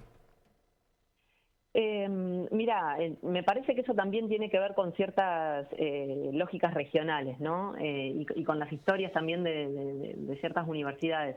Te puedo decir lo que, digo, el año pasado la respuesta a ese primer veto a la ley fue la toma de las facultades, ¿no? Y eso creo que dentro de esta imagen que se había generado de una juventud que apoyaba fuertemente al gobierno de Milei, parecía como que de repente la juventud se había tornado de derecha, y digo, bueno, la toma de las facultades, las manifestaciones muy grandes, que además en las calles había, pero muchísimos estudiantes, ¿no? No fue solamente la sociedad que estaba empatizando con la causa de la universidad, sino que eso fue movilizado desde abajo por los centros estudiantes, por los estudiantes, aunque no estén agrupados. Me parece que eso torció, o por lo menos hizo un cimbronazo de decir, bueno, acá estamos los estudiantes y la universidad pública es un derecho que logramos conquistar. Me parece que en este sentido, digo, por lo menos hablo de la Universidad del Comahue, eso está existiendo. Hubo una jornada la semana pasada unos torneos deportivos interfacultades. Los pibes se mueven desde una punta a la otra, digo, vinieron de la cordillera en Neuquén, de la costa, de distintos lugares, y el cierre de esa jornada se es por la universidad pública, cantando por el financiamiento. Me parece que eso pasa también. Que podemos tener un estudiantado bastante mezclado y que de a poco también se puede ir torciendo. Digo, me parece que las posiciones no son estáticas. Digo, el malestar que está ocurriendo y que el año pasado no veíamos, bueno, tiene que ver también con esta franja etaria, ¿no?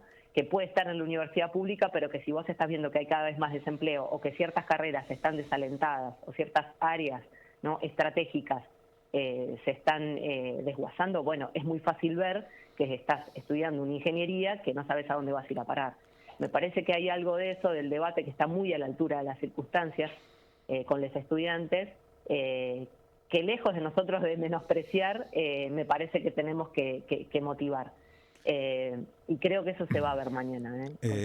Recordaba hace un ratito, en este mismo programa, hace unos minutos nomás, una consigna que se cantaba por parte del movimiento estudiantil en los años 70. Señores del Congreso, repartan bien el queso. Y esa consigna fue cantada por miles y miles de estudiantes en aquel tiempo, porque cada vez que se empezaba a discutir el presupuesto nacional, salía a la calle el movimiento estudiantil a reclamar la parte presupuestaria que por derecho le corresponde y por necesidad del país. Y entonces me parece que otra vez esa consigna tendría valor para decirle a los parlamentarios, señores del Congreso, repartan bien el queso. El queso, tal cual, sí. Digo, acá puntualmente hay algunas diputadas, hoy justamente una diputada por la provincia de Neuquén, osó decir que el presupuesto ya había sido ampliamente aumentado, que nuestros salarios, que no nos dejemos mentir, le hablaba a todo el mundo diciendo que no se dejen mentir. Me parece que también ahí jugamos en un lugar que es un poco filoso, ¿no? En estas figuras políticas que están mintiéndonos descaradamente en la cara.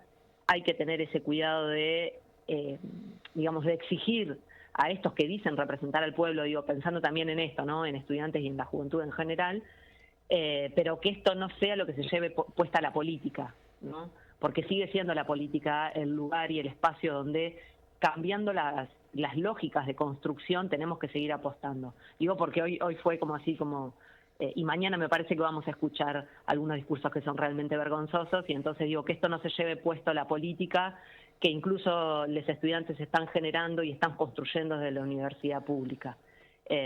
Pero me parece que hay tela para cortar ahí, que hay mucho para hacer, lejos de creer que la juventud es de derecha o se derechizó. En todo caso es la sociedad y a la juventud le tocará una parte y el resto nos tenemos que hacer cargo un poco entre todos. Pero me parece que mañana va a ser una grata sorpresa encontrar muchísimos estudiantes en las movilizaciones. Melina, para el final te iba a citar, la mencionabas a sonrito a Pato Bullrich, y estaba en duda si nombrarte a Alejandro El Galleguito Álvarez, el secretario de Políticas Universitarias. Pero lo escuché. No gastemos pólvora en chimangos, déjalo ahí al hombre haciendo el ridículo por Twitter. Pero sí quiero citarte, sí, bueno, después lo buscamos, ¿no? Búsquenlo a Alejandro Álvarez, el hijo del fundador de Guardia de Hierro. Con todo respeto, ¿no? Digo, ojalá fuera el padre y no el hijo. Respeto a los gallegos también. Claro, y respeto a los gallegos sobre todo. Pero Patricia Bullrich hoy difundió un comunicado, esto que hacía mención Solana: la doctrina de seguridad y orden es el plan que enmarca esta gestión, que cuenta con el apoyo y la convicción del presidente de la Nación, Javier Milei, donde el orden y la seguridad son ejes centrales de la gestión. Este comunicado es oficial, lo distribuyeron hoy para anunciar una simulación de prácticas antidisturbios y entrega de equipamiento a las fuerzas federales. Mira cuando eligieron la fecha: el día de los 70 años del golpe del 55 y un día antes de la marcha y hay presupuesto, de mañana. Para eso hay plata. Para eso sí hay plata. Así que queríamos compartirte un poquito esta info. Dejar abierto el micrófono para cuando quieras. Esto, por suerte, continúa, ¿no? Ellos tienen la tentación de decir que la historia llegó a su fin y nosotros tenemos la obstinación de decir que todavía hay muchos capítulos por escribirse, ¿no? Sí, tal cual, pero además pensando en esto de que creo que todos podemos ver que la movilización de mañana va a ser muy grande, y creo que yo creo que eso lo va a torcer. Digo, creo que ustedes decían, ¿no? Bueno, los diputados que estén ahí tienen que bancarse esa presión, ¿no? Pero además con toda la gente que va a salir a la calle, bueno, es muy difícil sostener ese veto, decir no vamos a financiar, seguir sosteniendo ese presupuesto. Creo que todos los que vamos a salir a la calle no solamente estamos saliendo mañana, sino que estamos dispuestos a defender la salud y la educación con todas las instancias que tengamos para adelante. Entonces, primero, deslegitimar esto de que nos van a amedrentar o que acá van a salir a endurecer. Frente a la masividad, eso se desdibuja porque es una batalla perdida. Y después saber que cualquiera sea el resultado mañana, la cosa sigue y que vamos a seguir en la calle, que siempre es organizado, y por eso también la apuesta y renovar la apuesta a los sindicatos, a la organización sindical, a la organización política, porque es justamente lo que quieren desarmar y es lo que viene garantizando la resistencia a la destrucción. Melina, gracias por el contacto, la seguimos en cualquier momento. Muchas gracias por esta charla, un abrazo. Y fuerza, sí. Gracias. Ahí en el sur. Es Melina Gierló, antropóloga, secretaria de prensa de la Asociación de Docentes de la Universidad, así se dice, Nacional del Comahue, aquí en Informe de Pájaros. Ahora nada más de las movilizaciones que en todo el país van a tener lugar mañana para decirle también en la universidad y en la salud no al ajuste de Milei.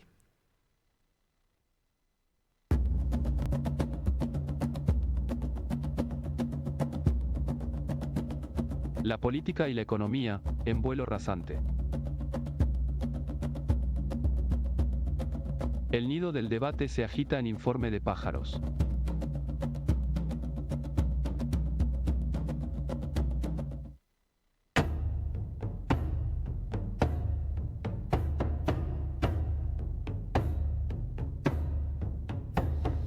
Había nacido el 28 de septiembre de 1932 y apenas ocurrió el golpe de Estado del 11 de septiembre, lo recordábamos la semana pasada, en Chile, encabezado por el general Augusto Pinochet contra el gobierno de la Unidad Popular y el derrocamiento y el asesinato de Salvador Allende.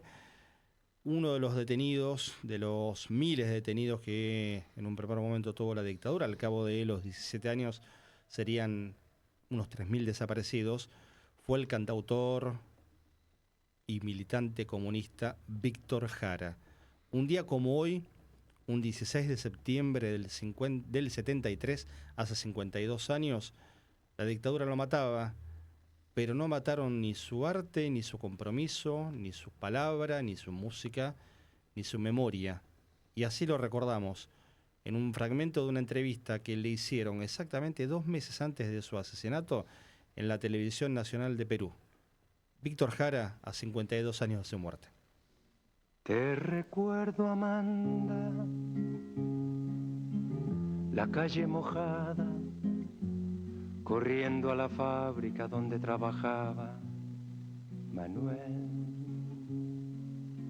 Bien, digamos, los comienzos fueron prácticamente de pequeño. En mi casa siempre había una guitarra, porque mi mamá era cantora, como decimos nosotros allá. Cantora, es decir, ella cantaba en velorios, en bautizos, en casamientos, en todo tipo de cosas. De esas canciones que se cantan en el campo, digamos, que se aprenden por generaciones. ¿Sí? Posteriormente, ya cuando llegamos a la ciudad, etcétera, empezaron los estudios. Después me tocó la fortuna, puedo decir, de conocer a Violeta Parra. Y eso ha significado también algo bastante especial para aclarar lo que yo tenía que hacer. Pero tú no solamente, hemos dicho, y lo sabemos también, no solamente cantas al trabajador, al campesino, al minero, al trabajador del mar, sino también tienes canciones de amor. Sí, es natural. Yo creo que, bueno, nosotros somos porque existe el amor y queremos ser mejores porque existe el amor y el mundo gira, bueno, crea, se multiplica porque existe el amor. Nosotros, a los que nos dicen cantantes de protesta, empezando, yo no estoy de acuerdo con ese término porque no considero que es un término válido, por lo menos para mí. Creemos que el amor es lo fundamental. El amor y la relación del amor de hombre con una mujer con un hombre, o del hombre con su semejante, con sus hijos, con su hogar, con la patria, con el instrumento que trabaja, es vital, es la esencia de la razón de ser del hombre. Por eso que, bueno, no puede estar ausente de la temática de un cantor popular. La sonrisa ancha, la lluvia en el pelo, no importaba nada, ibas a encontrarte con él, con él, con él, con él, con él.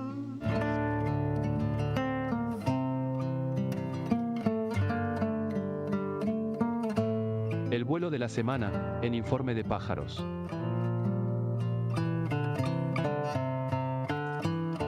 Justamente esta cortina de fondo es una intro de Manifiesto, del propio Víctor Jara, que nos acompaña como separador y hoy mucho más apropiada que nunca. Tuve el gusto, el honor de conocerlo, a Víctor Jara. Lo conocí en Montevideo, en un congreso de la Unión de Jóvenes Comunistas Uruguayos. La delegación chilena eran Víctor Jara y Gladys Marín. Ellos componían la delegación de la J.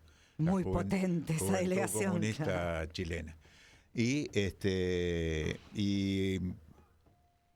quiero decir, por otra parte, que hay una coincidencia de apellido, pero no un vínculo familiar. El apellido Jara es, dentro de todo, un apellido común en nuestros países. Pero la candidata presidencial de la coalición Unidos por Chile, que es el oficialismo chileno, que ahora va por reafirmarse en las próximas elecciones del mes de noviembre, la candidata presidencial es Janet Jara. Es una mujer que fue ministra de Trabajo, que logró imponer en Chile las 40 horas de trabajo semanales, cosa que hasta esa legislación reciente no había ocurrido, jamás en la historia chilena. Y hoy, después de una interna, como decimos acá, que ganó el Partido Comunista en Chile, hoy ella cuenta con el apoyo de todo el sector que representaba a Boric, también del Partido Socialista, del Partido Popular Democrático y del Partido Demócrata Cristiano. Es una amplia coalición que se concentra contra la perspectiva de que en Chile pase a gobernar la derecha, y la derecha más rancia, tipo Milei, también en el país de los hermanos trasandinos. Así que, bueno, la coincidencia del apellido, que vuelve a estar en el centro de la política chilena, Víctor Jara en la historia y de la cultura, y Janet Jara, ahora comunista y candidata presidencial de toda la coalición progresista y de izquierda. Al discurso en sí, disco rayado, la verdad que son los argumentos que viene exponiendo Milei desde el comienzo. Yo creo que además recurrió a una frase tristemente célebre por Macri, lo peor ya pasó. Lo que le pasa a Milei, el drama que tiene, es que nos viene mintiendo hace mucho. Esto, ¿te acordás de que iba a recuperarse en 3 meses como una B corta? Dijo que después me cargaban porque hice un chiste con eso, pedo de buzo. Dijo, va a crecer la economía, eso lo habrá dicho a mediados del primer año de su gobierno, está creciendo. Y la verdad que lo que se ve es que después de la devaluación de cuando subió, hubo una caída muy fuerte, dramática, que todavía persiste, sobre salarios, jubilaciones, sobre actividad económica, ahora también, sobre construcción, sobre presupuestos varios, obra pública, es decir, que la economía está mucho peor desde que llegó Milei y lejos de haber rebotado lo que tenemos desde más o menos, digamos, marzo de este año, es que dejó de rebotar y empezó de nuevo a caer. Esto... Axel Kicillof con Carlos Pagni en Odisea Argentina por La Nación Más, en una entrevista emitida el lunes por la noche en vivo. Después de una entrevista también que hizo el diario Clarín, muy extensa, publicada el domingo, con 3 periodistas, un despliegue muy amplio para el gobernador de la provincia. Y una puerta que se abre, pregunto, nos queda poco tiempo, no lo vamos a apurar el debate, simplemente dejo formulada la pregunta. ¿Es un ensayo también del Círculo Rojo probar con un Kicillof como variante? Quizás intentan seducir. Yo escuché también a Lilita Carrió que dijo, bueno, pero Kicillof es alguien razonable, moderado. Siempre la derecha familia, hijos, tiene familia, hijos, lo dijo tal cual, sí, tiene familia, hijos. Entonces intentan de alguna manera atraer, seducir a alguien que acaba de ratificar un triunfo en la principal provincia del país. Entonces creo que son estrategias de la derecha. También considero, por un poco el recorrido que viene y la construcción política que hay detrás de Axel Kicillof, que esperemos que no haga oídos sordos a esos cantos de sirena. Bueno, Milei está atenuando el tono, pero nadie se va a olvidar que le dijo enano soviético. Y entonces, bueno, le dan lugar en la política, lo pasan a considerar un elemento incluible, no sé si es correcta la expresión. Pero hay algo también de anticristinismo, porque han tomado estado público las diferencias entre Kicillof y Cristina Fernández y Máximo Kirchner. Están metiendo cizaña y tratando de dividir, pero lo que no hay duda es que Kicillof se ha transformado, independientemente de Pagni o del Clarín, Pagni, La Nación Más, claro. Propiedad de Mauricio Macri.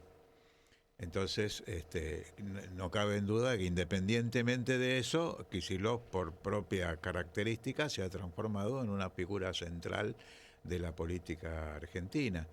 Y en el día de su victoria en la provincia de Buenos Aires, habló Kicillof y habló Milei. O sea, 2 imágenes absolutamente contrapuestas. Y bueno, creo que hay una gran apuesta en la provincia de Buenos Aires, donde se pudo sostener la unidad de Fuerza Patria con todos sus componentes y con una perspectiva de darle un golpe muy fuerte al mileísmo y compañía. Y para ser justos, también el propio Kicillof reconoce que es la propia Cristina la que hizo un esfuerzo grande para mantener esa unidad. Sí, sí. Esto también hay que decirlo, sí. Y que el intento de rodearlo, de condicionarlo a Kicillof incluye en el combo de apoyo sí. que se despegue de la figura de Cristina. Él ayer le dijo a Pagni, la voy a ir a ver a Cristina. Digo, yo no creo solamente que la potencia de una imagen derive en el análisis de la política, pero en tiempos de fotos, en tiempos de instantáneas, esa imagen de Kicillof con Cristina probablemente en unos días, si es que esto ocurre, bueno, sería una señal para decirle al poder, intenten condicionarnos con todo lo que quieran, pero en esta, por lo menos, hay un margen de maniobra de la propia política. De paso hay que reclamar la libertad de Cristina, la recuperación de sus derechos políticos, no puede votar ahora tampoco, ni siquiera el voto, no solo la candidatura, no puede votar, ejercer su derecho ciudadano. Estuvo Jorge Tayana con ella, sí, que está parte a cargo de ese Comité por la Libertad de Cristina. Que es el primer candidato de la lista de Fuerza Patria para las elecciones nacionales. Y hay que ver formalmente, que todavía no comenzó la campaña formalmente, cómo juega Kicillof en esa campaña. A uno le da la impresión que parte de no aceptar el pliego de condiciones es que si Kicillof asuma un papel central en esa campaña, acompañando a Tayana y acompañando a los candidatos de Fuerza Patria. Decía que hay que reclamar la libertad y la recuperación de los derechos para Cristina Kirchner y recordar que sigue la prisión de Milagro Sala. Es decir, cada vez las restricciones a la democracia en la Argentina, represión los miércoles aparte, está más restringida, valga la redundancia. Hoy se cumplen 9 años y 9 meses exactamente de la prisión de Milagro Sala, un 16 de enero del año 2016, a punto de cumplir una década en esa condición el próximo 16 de enero. Nos vamos a ir, nos quedan un par de minutos nada más, por ahí nos pasamos un minuto, no pasa nada, porque no queríamos dejar afuera el momento de vergüenza de la semana. Yo le quiero preguntar si trajeron efectivo. 2, 3 lucas tienen cada uno, 10 lucas. Casi que no llego. Te paso un alias. Que contar las moneditas. Te paso un alias para una transferencia. Ahora todos tenemos alias, ¿no? Porque antes eran los delincuentes que tenían alias, el petiso orejudo, no sé. Pero ahora todos tenemos alias. Yo creo que este tiene alias. Fíjate en el video 7, uno que anda llorando que no tiene plata y que le queremos recordar que si no le alcanza el sueldo le puede pedir prestado a la hermana, ¿no? Que con el 3 por ahí llega a fin de mes. Nos ha costado mucho llegar aquí. Todos hemos hecho enormes esfuerzos para salir del pozo en el que estábamos cuando asumimos. De hecho, los sueldos del Poder Ejecutivo están congelados desde la misma fecha en que hemos asumido. Por lo tanto, sabemos que el camino es arduo.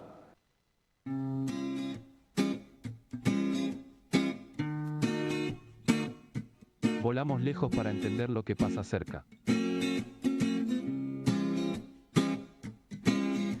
Ahí está, Milei quejándose que no llegue a fin de mes. Tiene los sueldos congelados. Tienen un refuerzo. El símbolo de los 3 dedos ya es una parte de la cultura nacional. Pasó a la historia y quedó ahí graficado de una manera tremendamente contundente para ellos y dolorosamente triste para nosotros, porque el afano, que está mal siempre está mal el afano, hemos hablado ya de la corrupción y demás, en este caso además está basado en las necesidades de los discapacitados, ojo con la ANSES, que hay también denuncias, y se robaron en esos 2 lugares. ¿Quién te dice que el mecanismo no haya sido aplicado en capital humano, en los comedores, en esto y en aquello? Bueno, nos vamos. Guillermo Guerra estuvo en la operación técnica junto a Pablo Fernández. Gracias, compañeros, buena semana para ustedes. Estuvo por allí Marcos Delgado, lo saludábamos hace un ratito. Mi nombre es Pablo Mercado, Jorge Craines, buena semana. Buena semana y nos vemos en las calles. Importante que sea una buena semana. Solana López, adiós. Adiós. Hasta acá llegó el 6º capítulo de Informe de Pájaros. En unos días, otra vez aquí en Radio Con Aguante. Sigan la web, activen la campanita, suscríbanse y compartan los contenidos que están buenísimos. Y gracias por habernos acompañado. Chau.